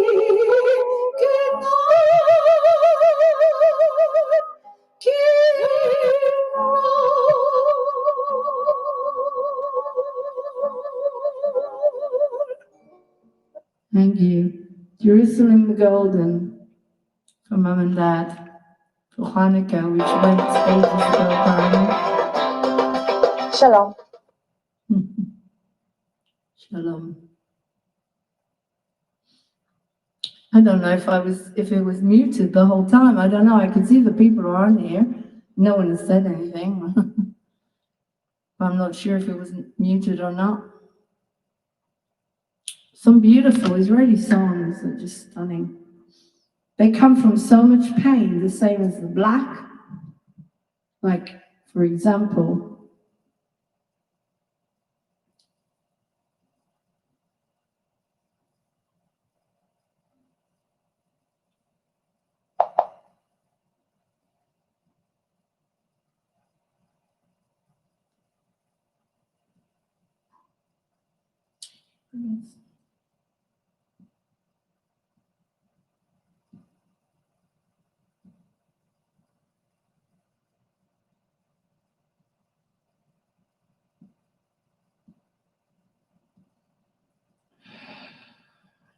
recognize that.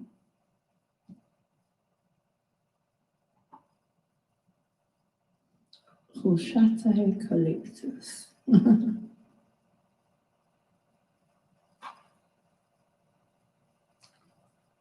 Eli. Right, Eli was written by a writer called Hannah Sinish, who died in the Holocaust.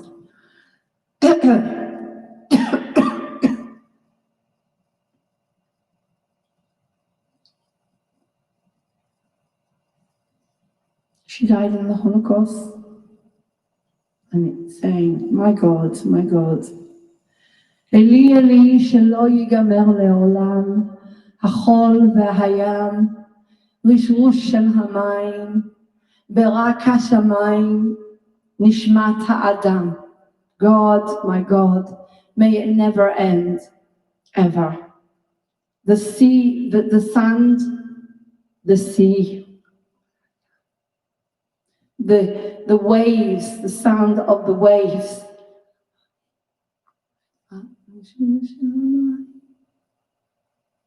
So the sky and the soul of man. And she wrote it before she was murdered by the Nazis in a concentration camp.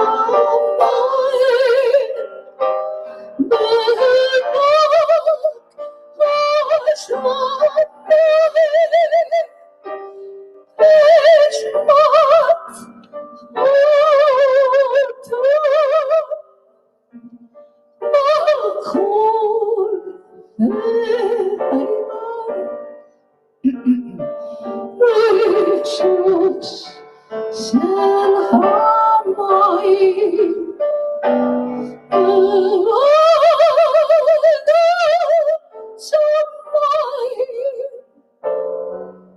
Feel not harder. Muse,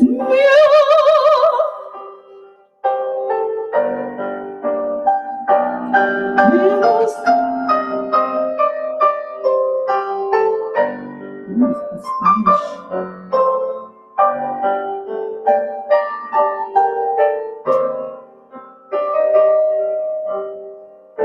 She was murdered by the Nazis, 24 years, 22. Dios mío, que no se acabe jamais. La reina del mar,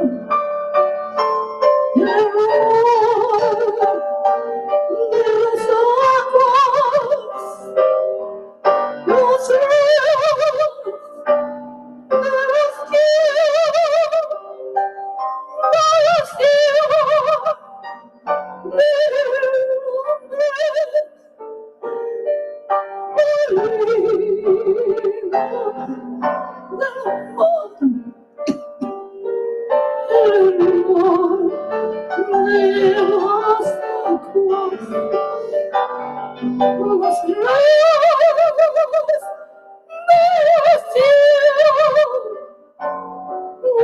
los cielos,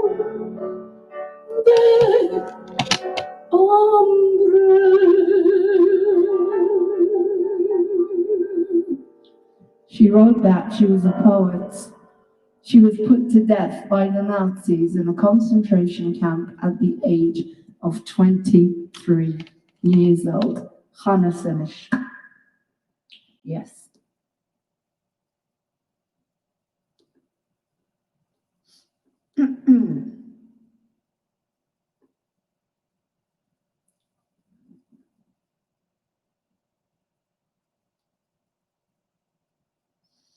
Yes.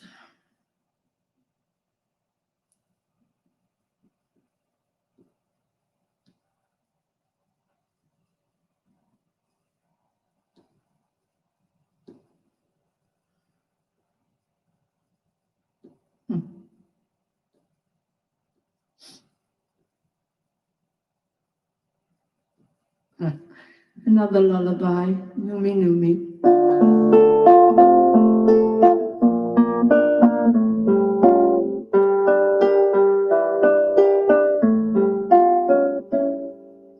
Numi Numi alati, Numi Numi,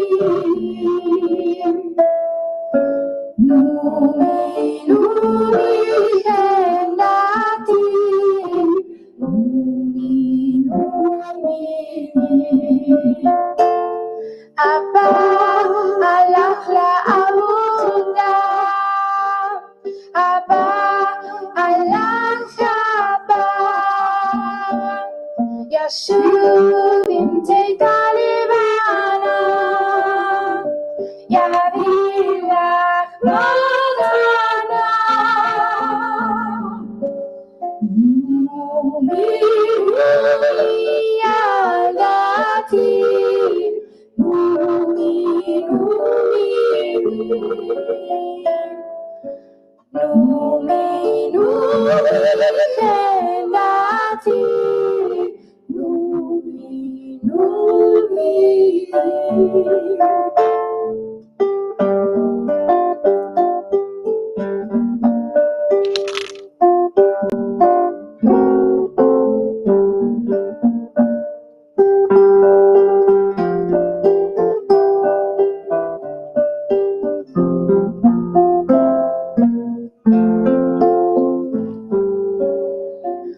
Numi Numi alati, Numi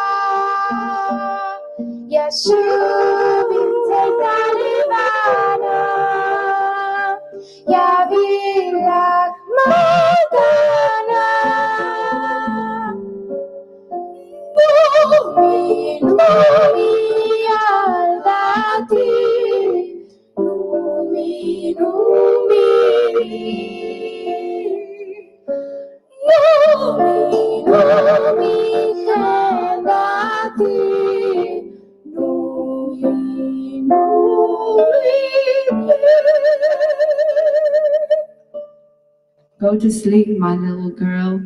Daddy's gone to work, and when he comes back, he will bring you a present.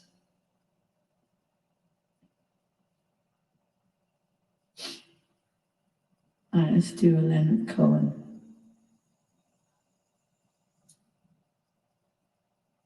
Let's do a Leonard Cohen.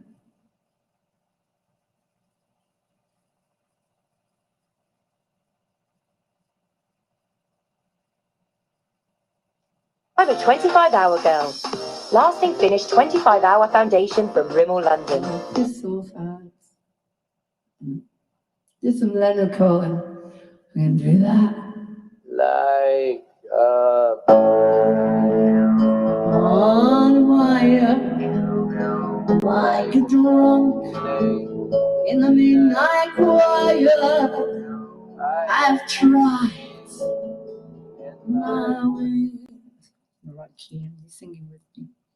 Oh, anybody singing with me? Thank you.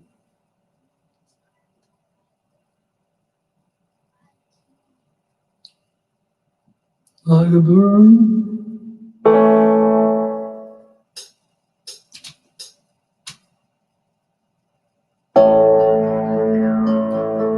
Unwired, like a drunk in the midnight choir. I found in my way to be free, like a woman on a hook, like a knight in an old-fashioned book. I have given all my ribbon to thee.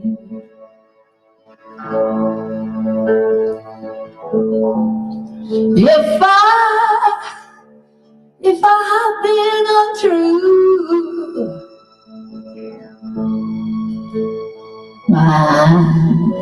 it's never been to you.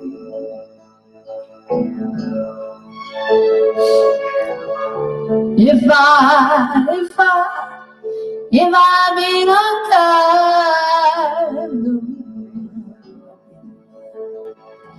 I hope you understand, and I hope you don't mind. Like a babe stillborn, like a bee when it's hard. I've tried to do everything to stay free. And I swear by this song and all that I've done wrong, that I will make it, I will make it, I will lead on to me.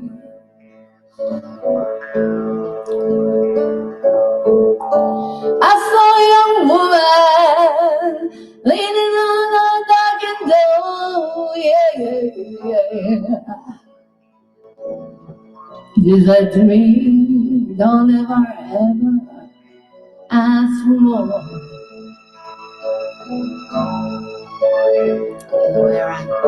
And that woman leaning on a darkened door, yeah. She said to me, why don't you ask for more? Like a bird on the wine, Oka Fry, like a drunk in the midnight choir. I found in my way to be free. Ooh, yeah, free. or I don't know why.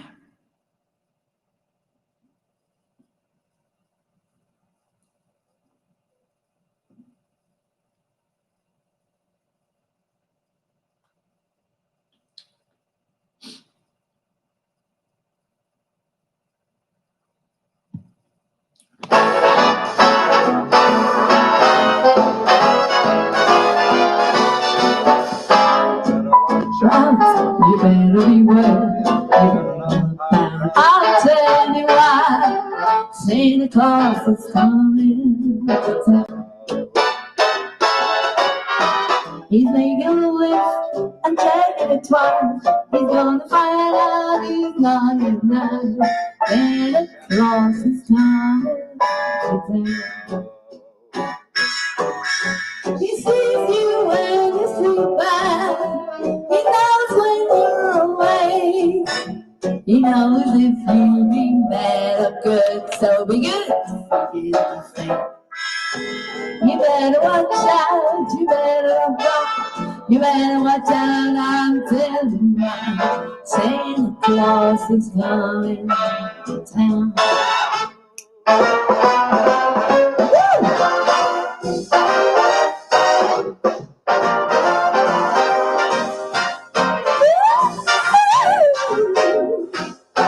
He's coming to town.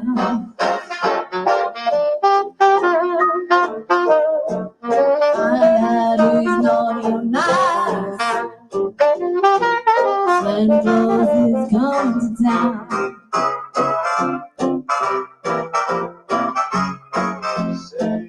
Watch out, you better not cry. You better watch out, I'm telling you. Santa Claus is coming to town. He's making a list, he's making it nice. You better find out who's naughty.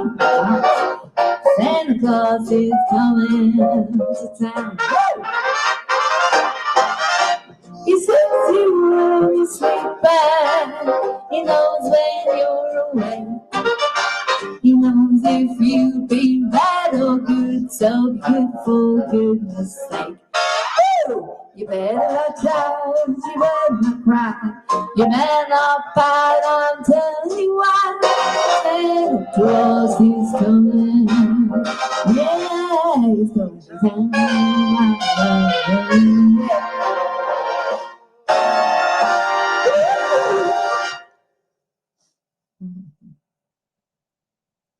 Let's do some Andrew's Sisters.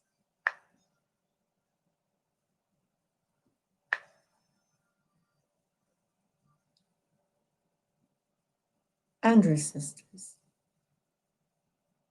Andrew's Sisters. I really want to sing Donna the Tiger. I really don't. I really do.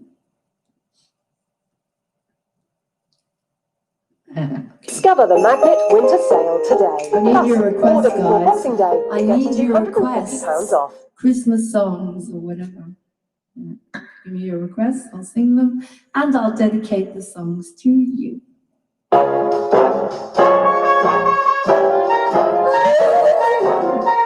I wrote to my mother. I wrote to my father. And now I'm writing you too.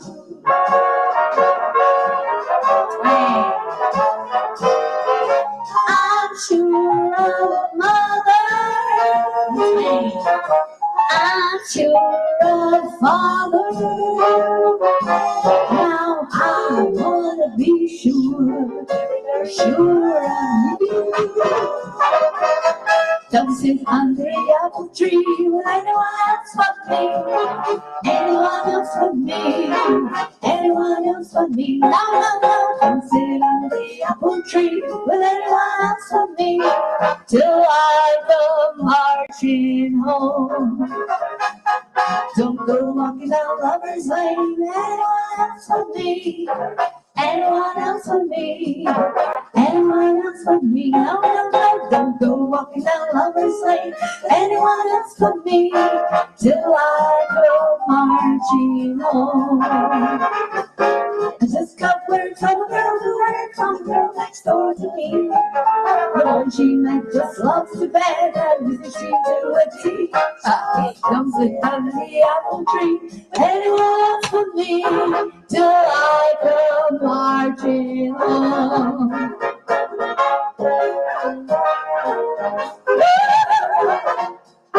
Don't sit under the apple tree. Anyone else but me.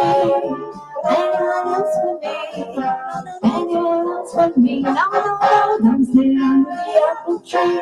Anyone else but me. When I come rising on. Don't go walking down Lover's Lane. Anyone else but me. Anyone else but me. Anyone else but me. No, no, no. Don't go walking down Lover's Lane. Anyone else but me. No, I'll come marching. Just wait till I come marching home.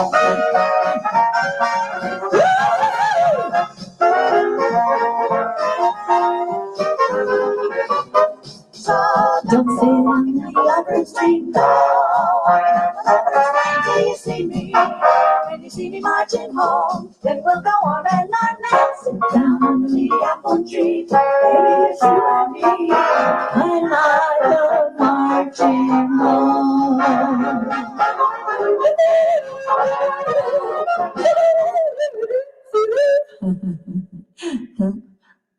Beautiful. Yeah, that's a good one. No one ties up this spirit, as Bing sang.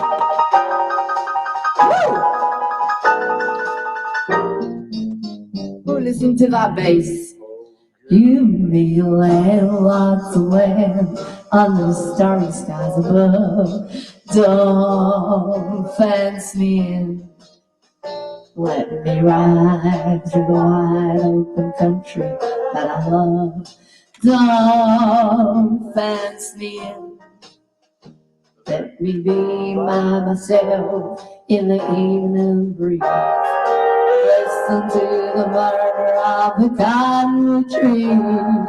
Set me off forever, as you please. Don't fence me in. Just turn me loose, let me straddle my old saddle underneath the western sky. On my cayuse, let me wander over yonder till I see the mountains rise.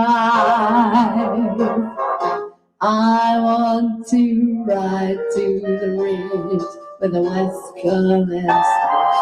Gaze at the moon till I lose my senses. I can't look at heavens and I can't stand fences. Don't fence me in. Woo!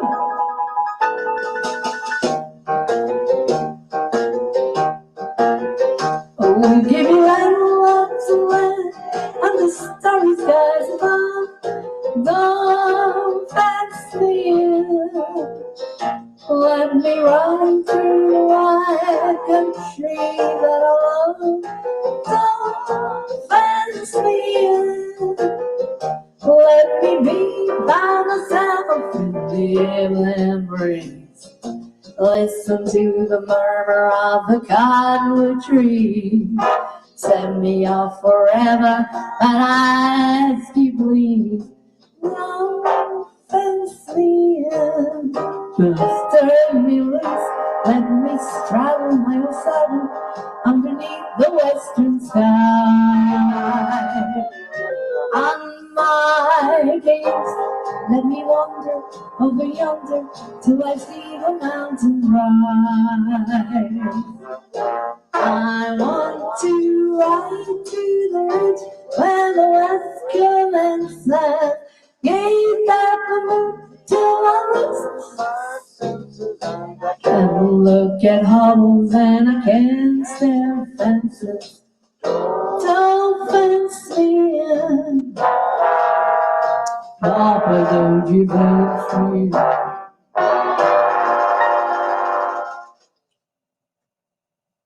And a Christmas song.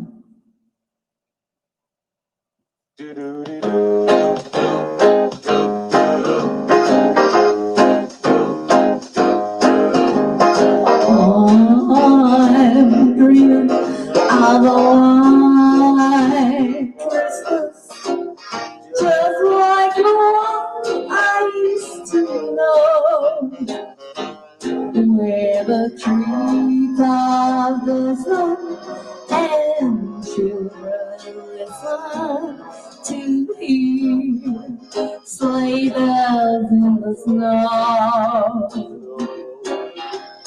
I'm dreaming of a white Christmas, with every Christmas card I write. May your days be merry and bright, and may all your Christmases be white. I'm dreaming of a white Christmas, White House, just like the one I used to know. White House, where the treetops listen and children listen to hear sleigh bells in the snow. I'm dreaming of a white Christmas, with every Christmas card I write. May your days be merry and bright. May all your Christmas, all your Christmases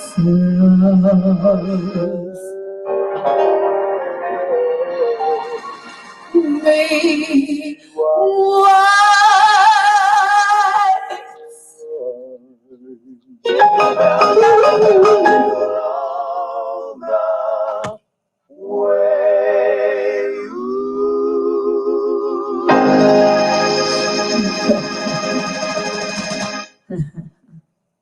Yes.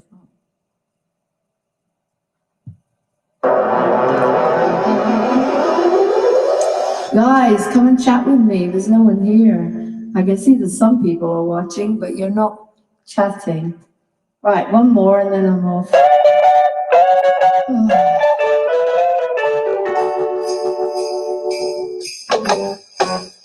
Jingle bell, jingle bell, jingle bell rock. Jingle bells swing and jingle bells ring. Going and blowing, bushes of fun. The jingle hop has begun. Jingle bell, jingle bell, jingle bell rock. Jingle bell chime, jingle bell time. Dancing and prancing in Jingle Bell Square. In the frosty air, what a bright time, it's the right time to rock the night away. Jingle bell time is a swell time, you're riding in a one-horse sleigh.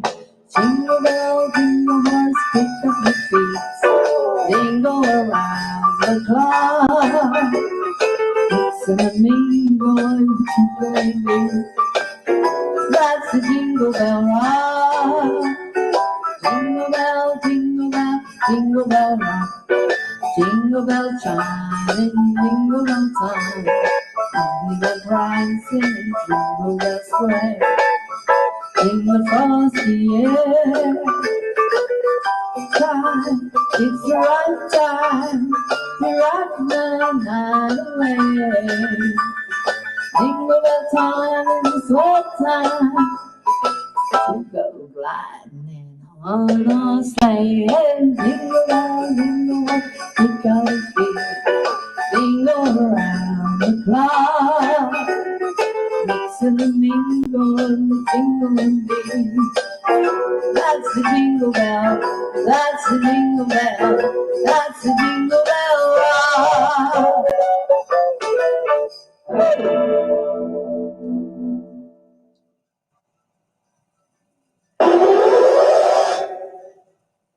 Oh, I know, I'm going to do a forbidden one. The one that got banned.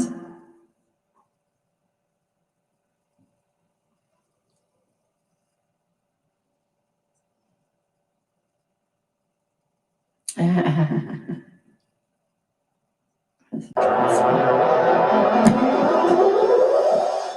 really can't stay.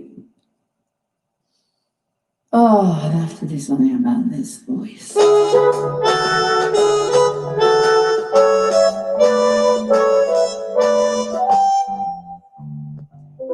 can't stay, that's all. I gotta go away, maybe it's cold outside. This evening has been so very nice. I'll hold you, my mother will start to worry. My father will be pacing the floor. So really I better scurry. Well, maybe just a half a drink more. The neighbors might think, say, what's in the drink? I wish I knew how to break the spell.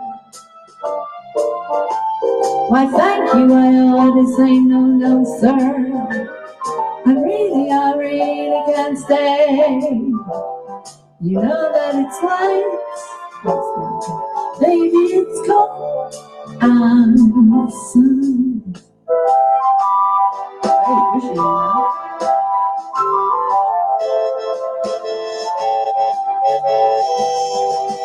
I simply must go. The answer is no.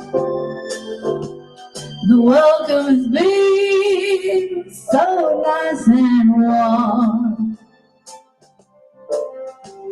My sister will be suspicious. My brother will be at the door. My maid's mind is vicious. Well, maybe just a cigarette more. I don't need a smoke, I've got to get home.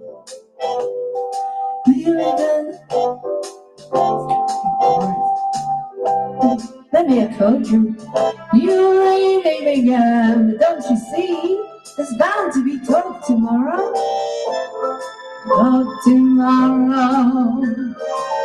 At least there was plenty implied.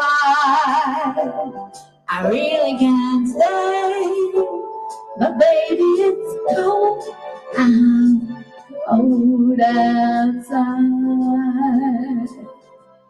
Okay, fine, just another drink then. That took another few minutes.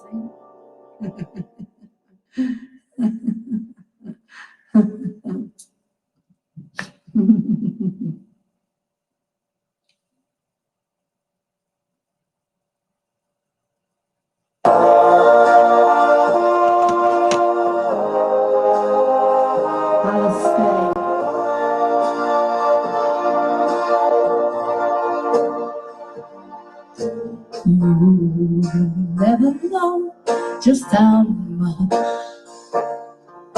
I miss you.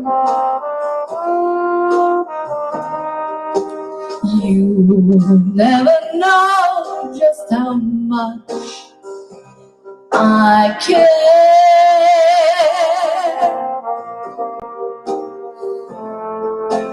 And if I tried, I still couldn't hide my love for you.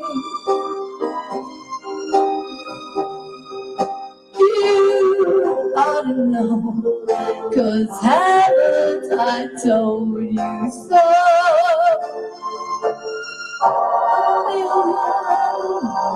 eyes. You went away, my heart went with you. I speak your name in my every breath. If there was some way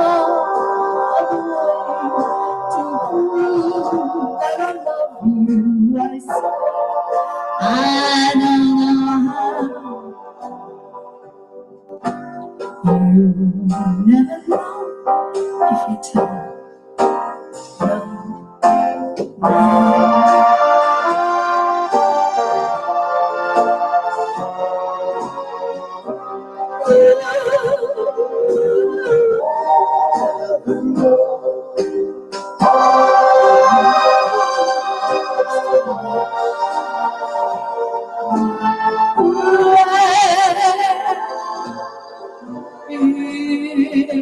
There was far to prove that I love you.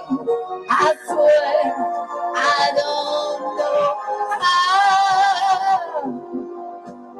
You never know if you don't know. If you don't know now. No, you'll never know if you don't love you.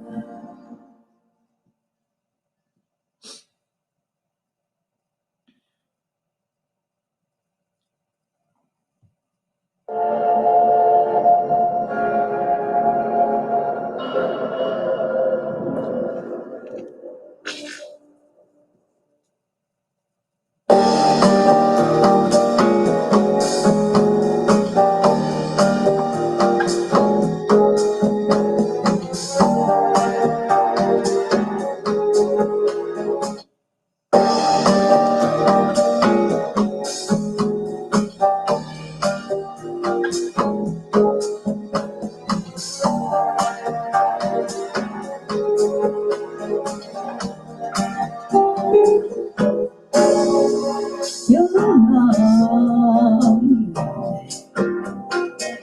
when I'm awfully low, my heart is cold. I'm feeling low, just thinking of you.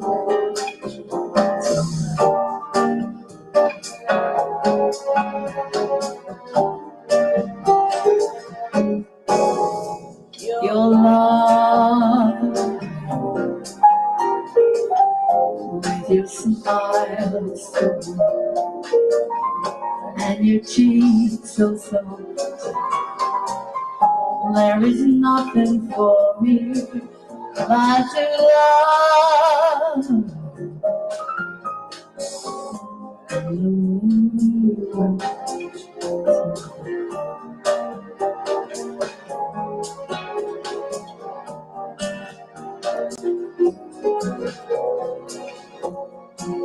Each word your tender words, tearing my feet apart, and that laugh that wrinkles your nose, it touches foolish heart. Our love never ever change. Keep that breathless charm. Won't you please arrange it? 'Cause I love you. Just the way tonight.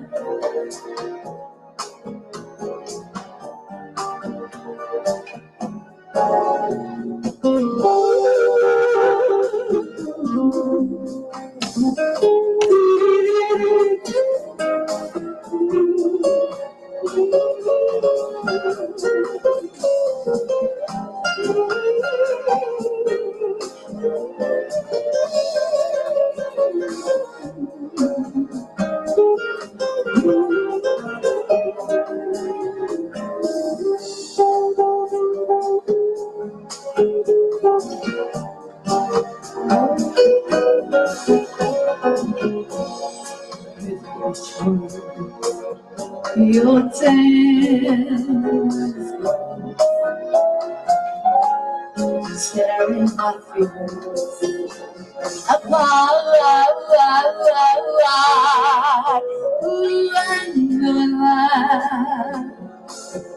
that rain goes touches my flesh.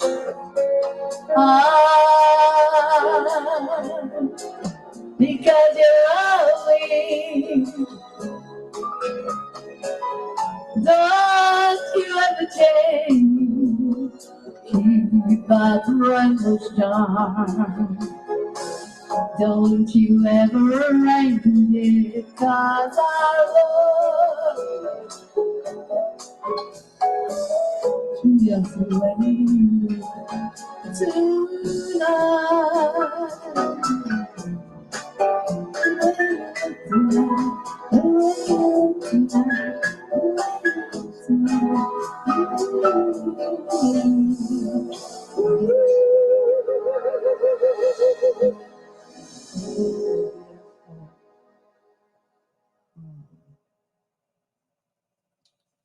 Oh, isn't that beautiful? Another one by Michael Bublé.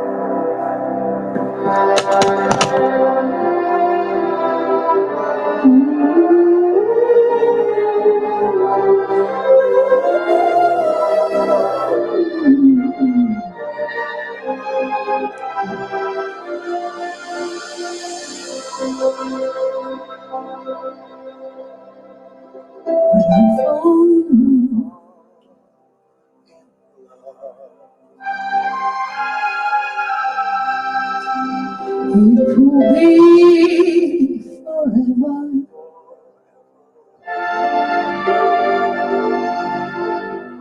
Wonderful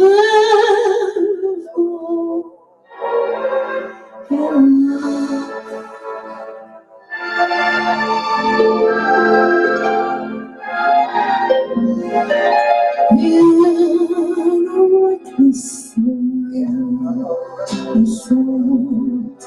Like this is lovers heard before it's begun, and to kisses seem to cool the warmth of the sun.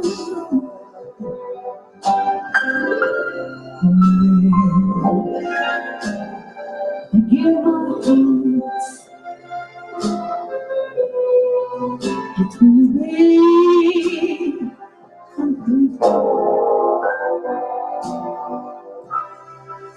Around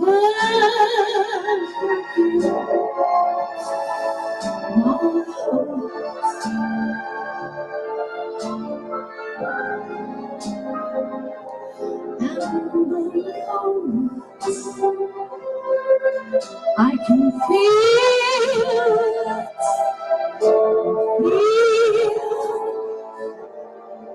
that waiting is feeling for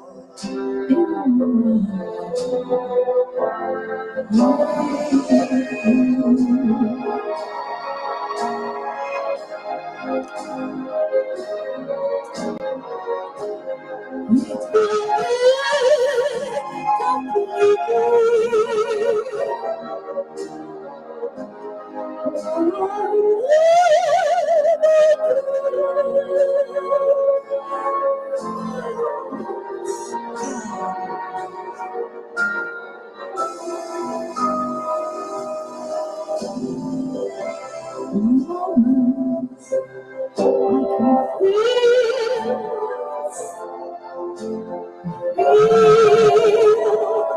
what way to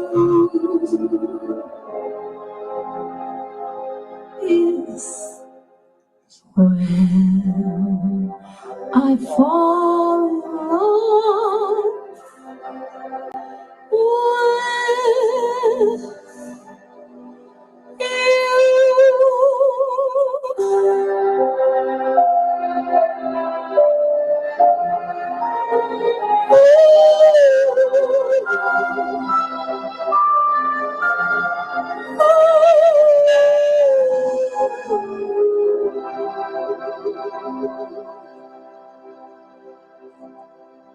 Mom and Dad, hope you're enjoying this. All your favorite songs. Yeah. All your favorite songs, Mom and Dad.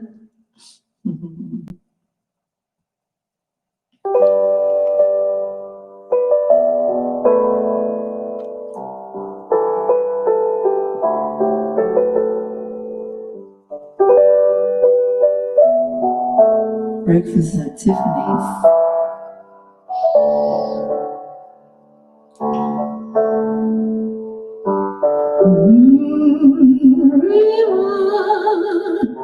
Wider mile, I'm crossing you in style. So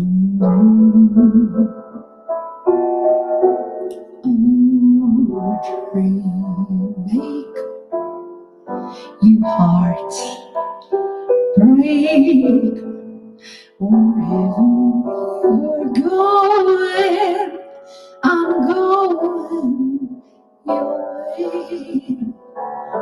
Two drifters off to see the world. There's such a world to see. We're after the same rainbows going round the bend. My huckleberry friend.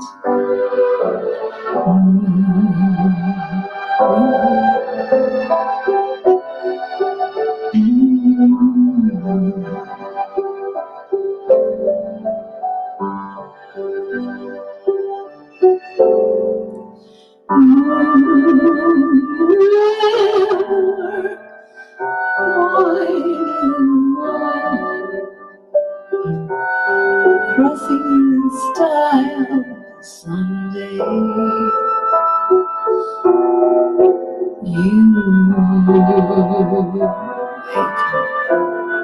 You heartbreaker, wherever you're going, I'm going your way.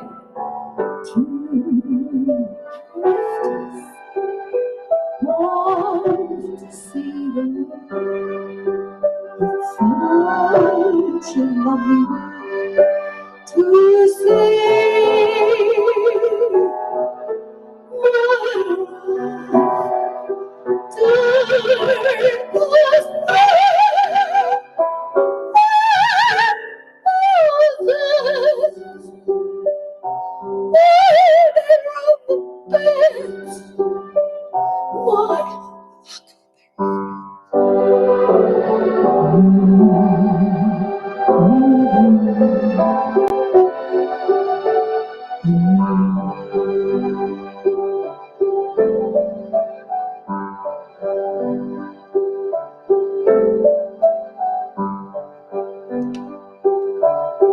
Beautiful. Beautiful. Beautiful. Beautiful.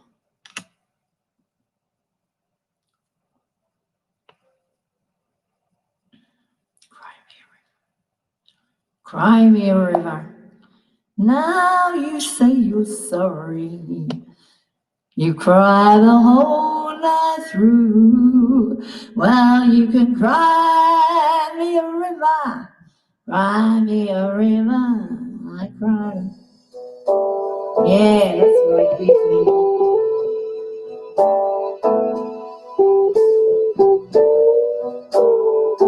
Crocodile tears.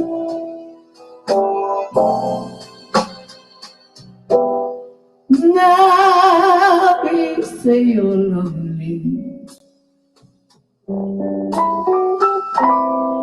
You cry the whole night through. Well, you can cry me a river, cry me a river. I cry a river over you. Now you say you're sorry for being so untrue. Well, you can cry me a river, go on, cry me a river. I cry a river over you. You drove me, really drove me out of my head. While you never shed a tear. Remember, I remember all that you said. Told me love was too oblivion. To me, you were through with me, and now you say you love me.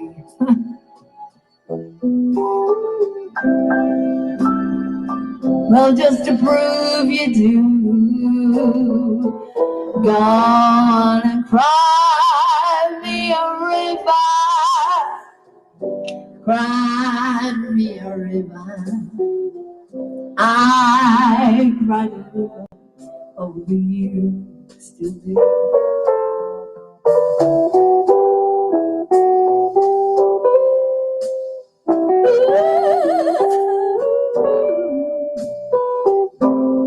Oh yeah, you cry your crocodile tears of a river, 'cause I've cried a river.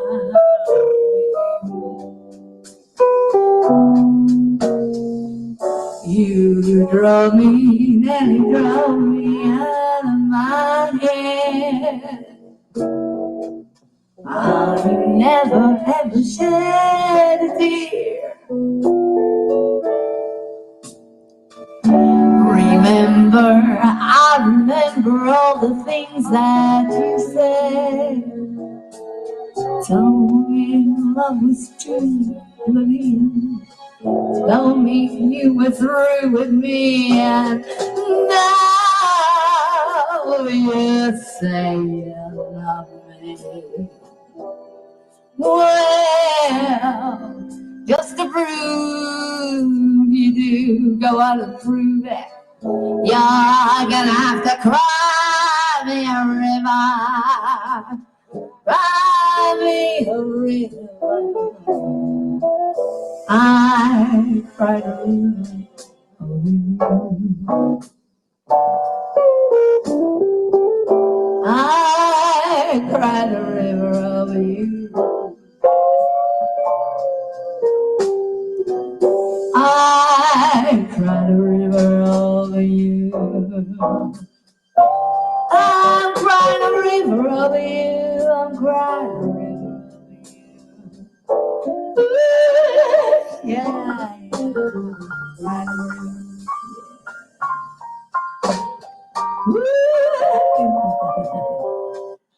10.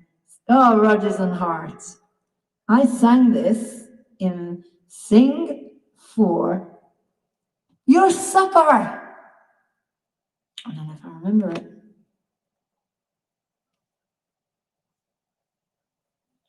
don't know if I remember it.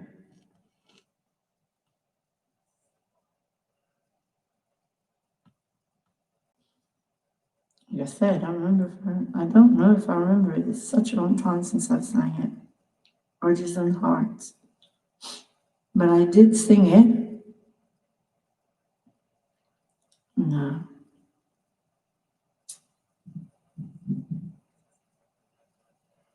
That's weird. Oh well, let's sing it with Doris.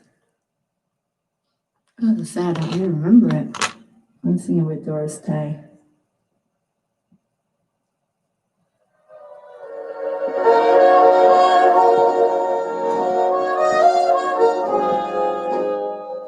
Cents a dance, that's what they pay me. 10 cents, how they weigh me down. 10 cents a dance, dandies and rough guys, tough guys who tear my gown. 7 to midnight, I hear drums. Loudly the saxophone plays. Trumpets are beating my drums. Customers wanna be paid. 10 cents a dance. I found my hero, but it's a queer romance. All that you need is a ticket. Come on, big boy.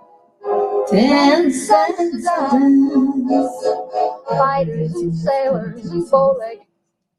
Brilliant, I was so And then I'm going to end again with Lonely Tide.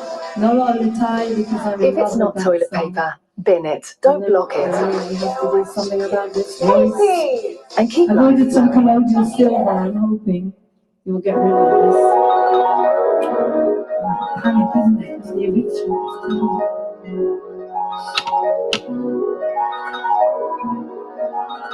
Doris Day.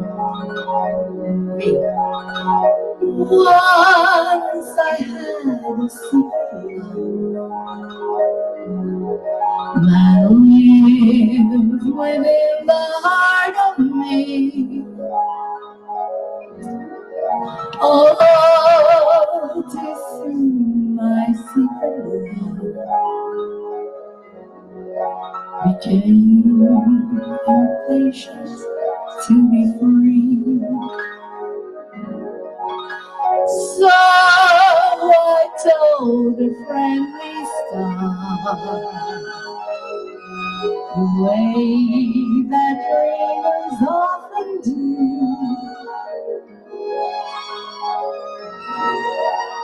Just how wonderful you are, and how I'm so in love with you. No, I shouted from the highest hill, even told the golden dawn.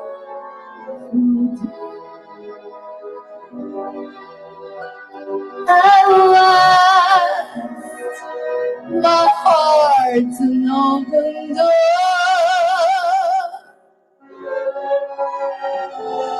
and my secret love, no secrets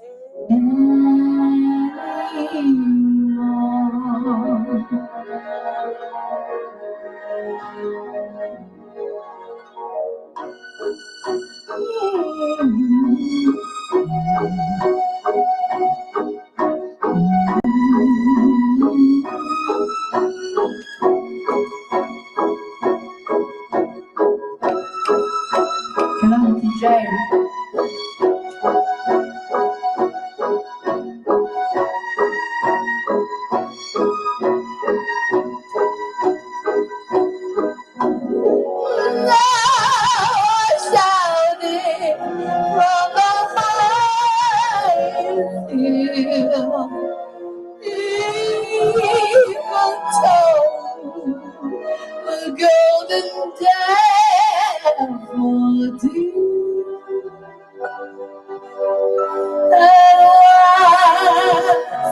My heart's an open door,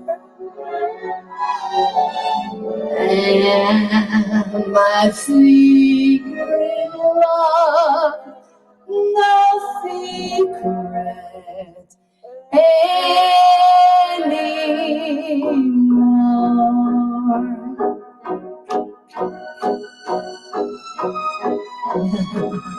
Thank you for letting me do the mix. I got it. I got it. Now I shouted. I did it.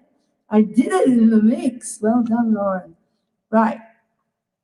So that leads me to Annie, get your gun. Annie, get your gun. Annie, get your gun. Right. Okay, and the show must go on.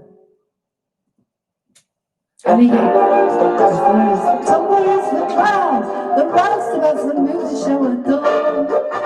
The music, the spotlights, the people, the town, baggage with the later pacing on. The sawdust and the horses now. The child you have taken from the hotel. There's no business like show business like no business I know. Everything about it is appealing. Everything the traffic will allow. The kids.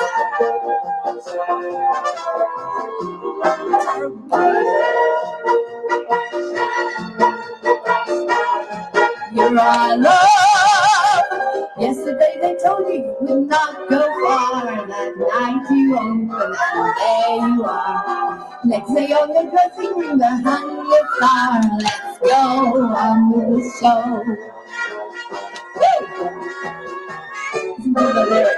The costumes, the scenery, the makeup, the props, the audience that lifts you when you're down. The headaches, the heartaches, the backaches, the flops, the sheriff who has taught you out of town. The opening when your heart beats like a drum. The closing when the customers won't come.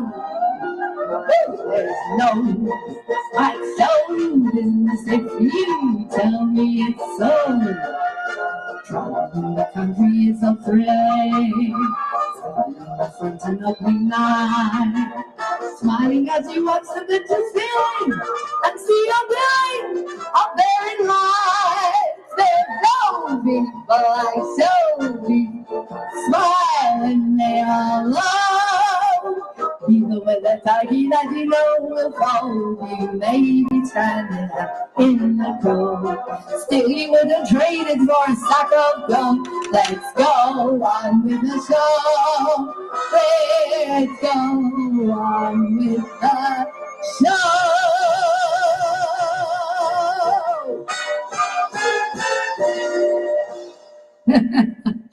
Oh my God, Annie, get your gun. Annie, get your gun. Annie, get your gun. All right, Annie, get your gun. What else? What else is here from Annie, get your gun?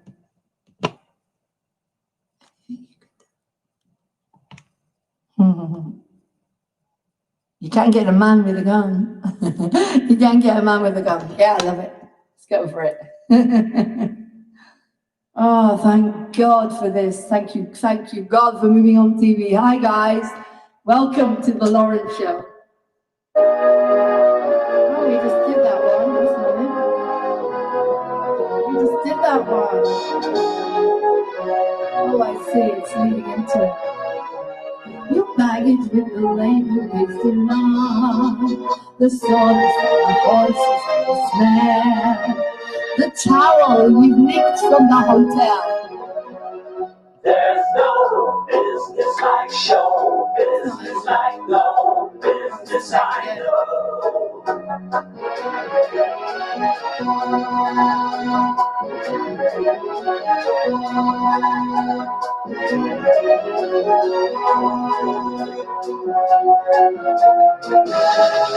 There's no people like show people in style. No.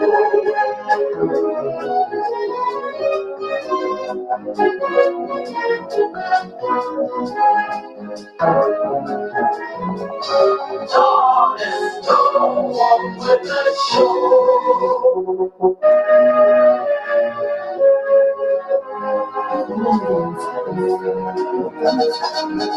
I'll make up with you.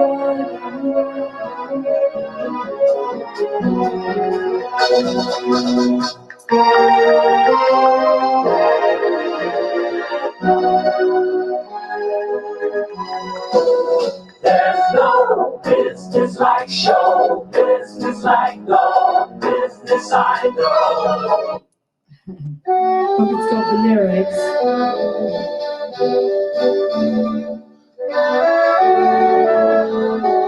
With a gun.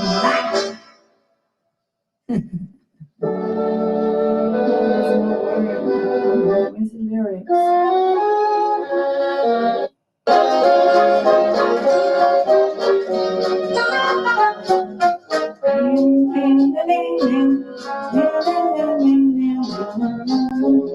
He's number one.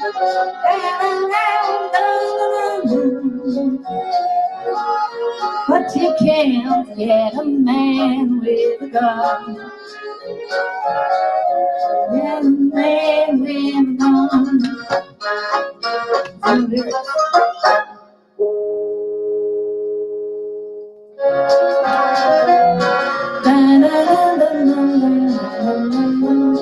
He's number one.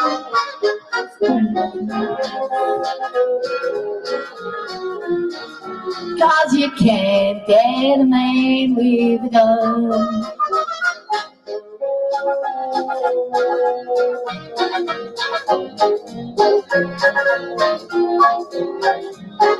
Let's see this one.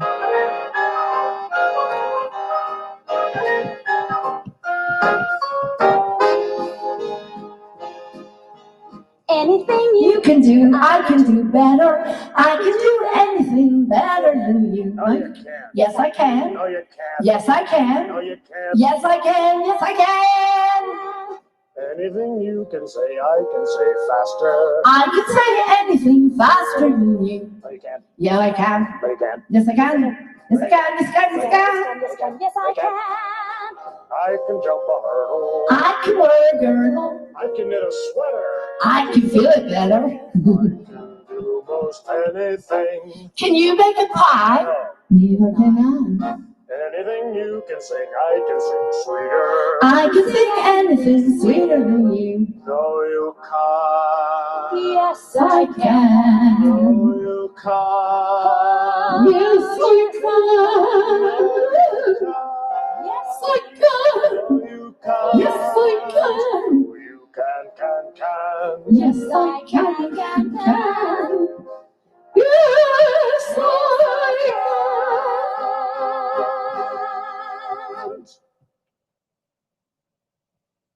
Hey, where's the rest? That's not it.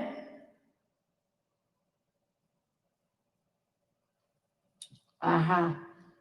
Oklahoma. I can't say no. I can't say no. I can't say no. Oklahoma, right?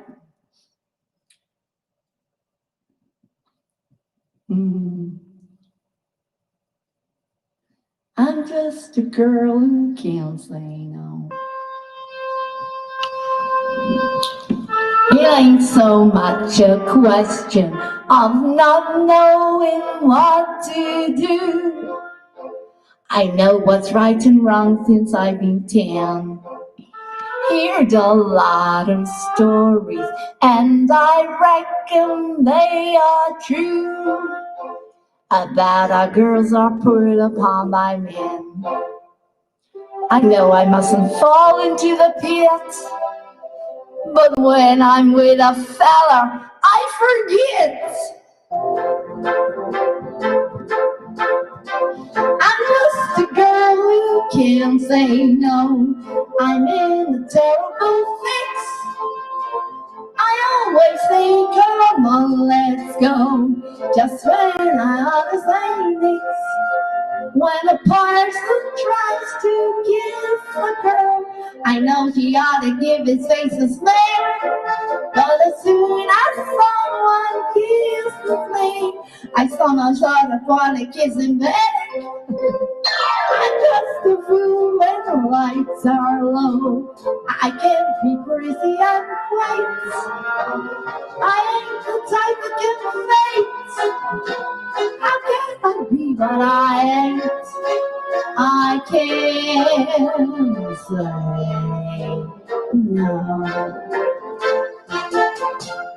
What you gonna do when a fella gets flirty? Starts to talk purty. What you gonna do? Supposing that he says that your lips are like cherries and roses or berries. What you gonna do? Supposing that he says that you're sweeter than cream and he's gotta have cream or die. What you gotta do when he talks that way? Spit him in the eye. I'm just a girl who can't say no, can't seem to say it at all. I hate to disappoint a beau when he is paying a call.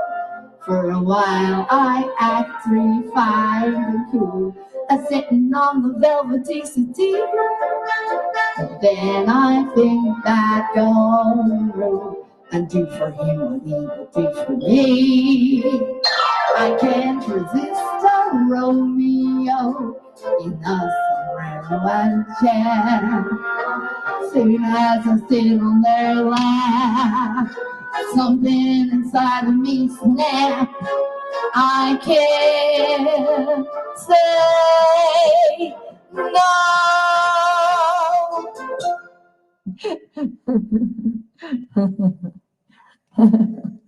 Oh my God.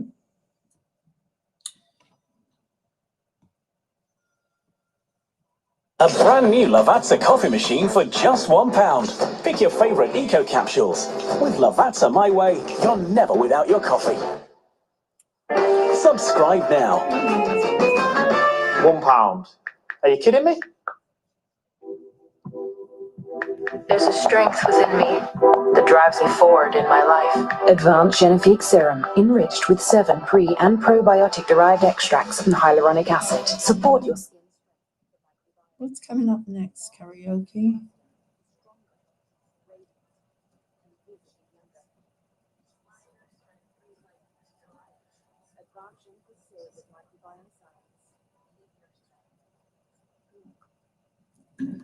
Let's try it. Depends if my voice will go there.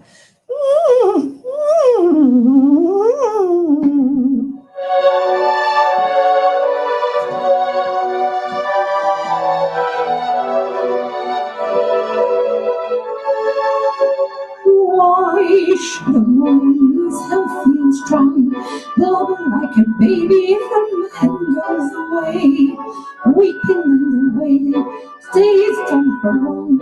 That's one thing you never hear me say. Never think. I forget it.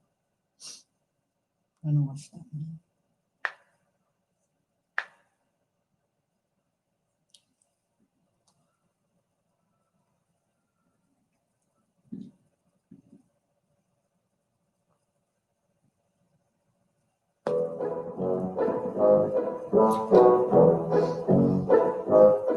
I'm gonna watch that man right out of here. Watch that man right out of here and send him on his I'm gonna wave that man right out of my arms. Wave that man right out of my arms. I'm gonna wave that man out of my arms. Send him on his way. Don't try to stop, you know, washing up, drying up, drying up. Cancel him and let him go. Hey, sister, I'm gonna wash that man right out. Very cool.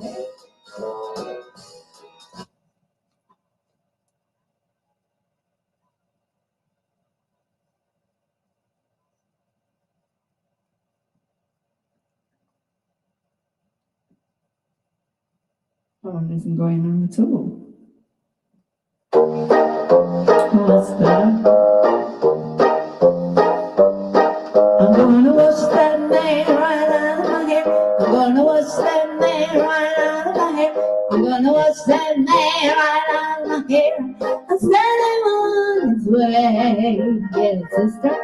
I'm gonna rule that man right out of my arms. I'm gonna wave that man right out of my arms. I'm gonna wave that man right out of my arms and send him on his way. Don't try to patch it up, washing up, drying up, tear it up, washing up, drying up, push him out, drying up, cancel him and let him go. Yes, sister, I'm gonna wash that man right out of my hair. I'm gonna wash that man right out of my hair. I'm gonna wash that man right out of my hair and send him on his way. Man don't understand you, my own sympathy. Waste no time, make a change. Find that man right out the range. Right out of your calling, crawling out of your dreams. Oh, if you laugh at different colors, if you root for different teams, waste no time and worry no more. Show me what the door is for. Grab him out of the roll call and draw him out of your dream. Oh,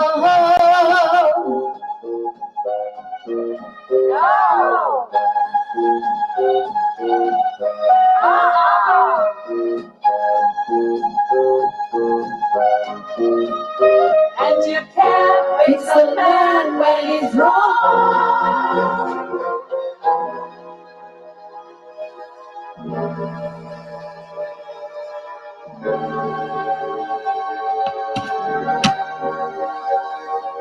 Oh no, oh no.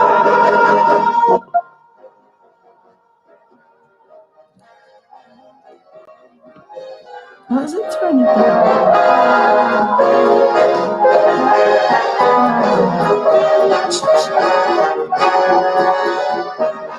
If his eyes get round and fishy, then you look for grits and glee. Waste no time, make a switch. Drop him in the nearest dish. Run him out of your call and draw him out of your dream. Oh, oh, oh, oh. I need to wash that man right out of my hair.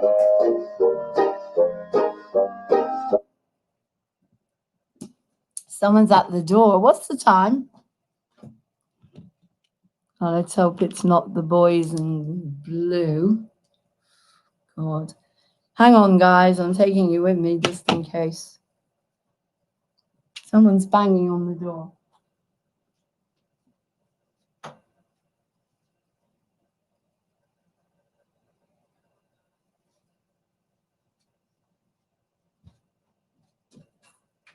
Who is that?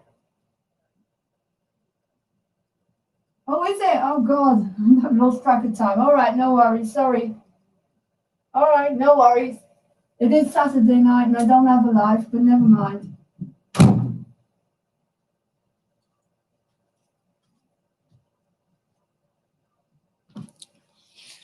That was the lovely neighbors that don't give a shit about me. Can you stop singing? It's 4 a.m. in the morning, so I stopped singing. I didn't realize, oh my God, it's 4 a.m. in the morning. Who's awake? I'm awake. I'm going to put something on now. I'm going to go and rest. I'm going to steam my voice and do some humming. And tomorrow I will be back. I think I said, I can't remember what time, 4 o'clock probably, for I've Got Life. Join me. As the lovely neighbors that can't be bothered to invite anybody in, or like I don't exist basically, except when they have to complain about it. Right. I didn't realize it was 4 a.m. Oh my God. Right. Anyway, it's nice to sing to you tonight. Thank you guys, whoever's here, because I see some of you are here. It's been a difficult day for me today, a very difficult day for me today. And yeah, I need to get rid of all these messages, and I have to try and figure out how to get rid of these messages. In the meantime, I'm going to put something on for you to watch, and so I can rest. So I can rest. Right. Let me see, what have I got?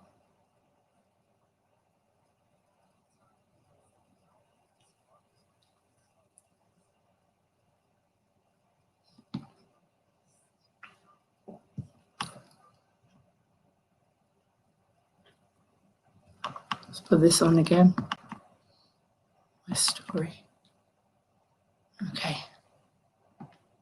There you go. This is my life story, interviewed by Angie, Cousins for Two Awake Blondes. You can hear more about my life story. Take care, guys.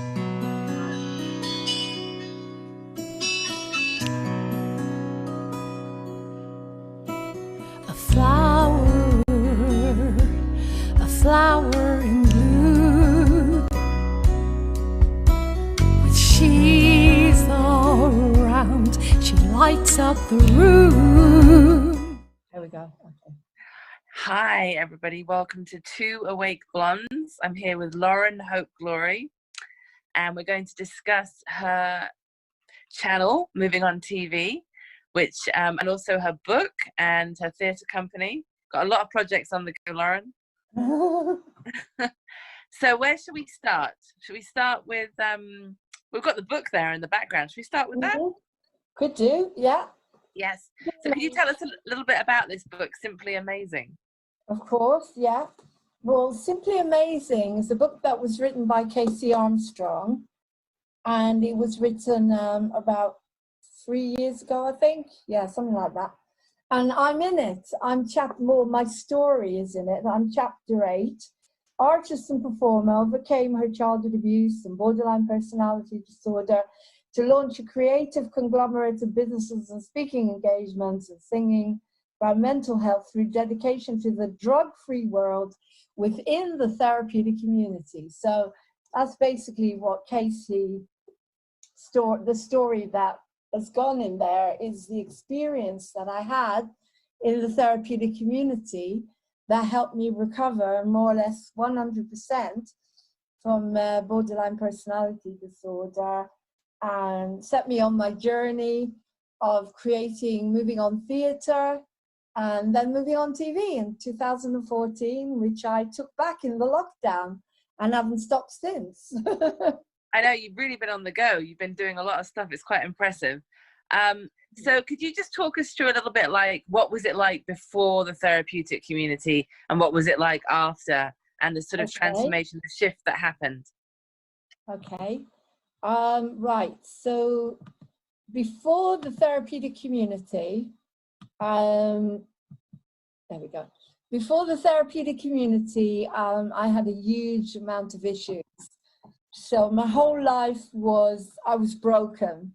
I was completely broken. I got to the point where I couldn't be with friends anymore because I was jealous of everybody. I got myself arrested for panic attack once, thrown in a cell because I was having a panic attack on the street.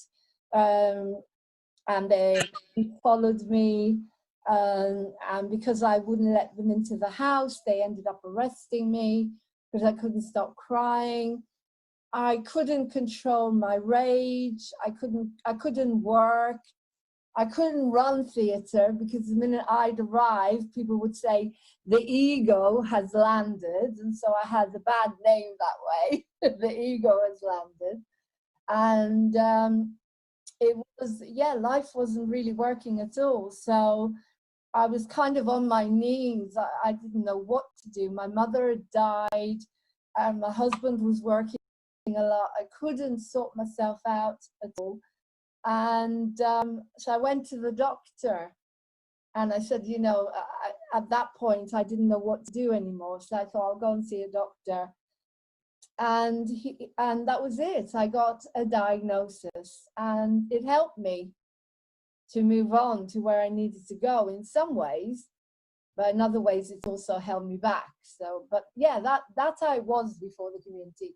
I couldn't have a conversation. People used to say that I would start on one subject and then I'd be 20 different subjects at the same time. So I couldn't focus. I couldn't explain myself properly. Mm-hmm. Absolutely no empathy. So I couldn't put myself in anybody's shoes ever. Mm-hmm. Mm-hmm. I wasn't capable of doing that in any way, shape, or form.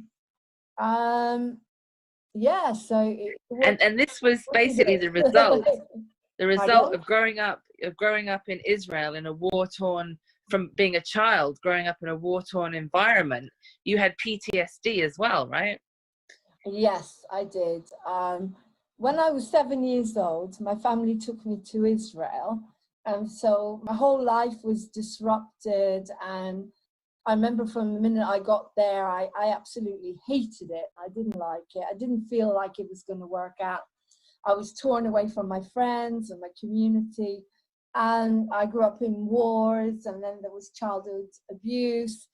And yes, I believe that because I grew up in continuous wars, it's not a good way for a child to grow up where you can't sleep at night. And, you know, yeah, it caused a lot of post-traumatic stress. And I'd like to think that this borderline personality disorder thing, because my research and all the work I do is actually post-traumatic stress disorder rather than a serious mental illness. That's how it feels to me anyway. But yeah, a huge amount of shock, I'd say. And I think shock is what causes you to not be able to live in this world and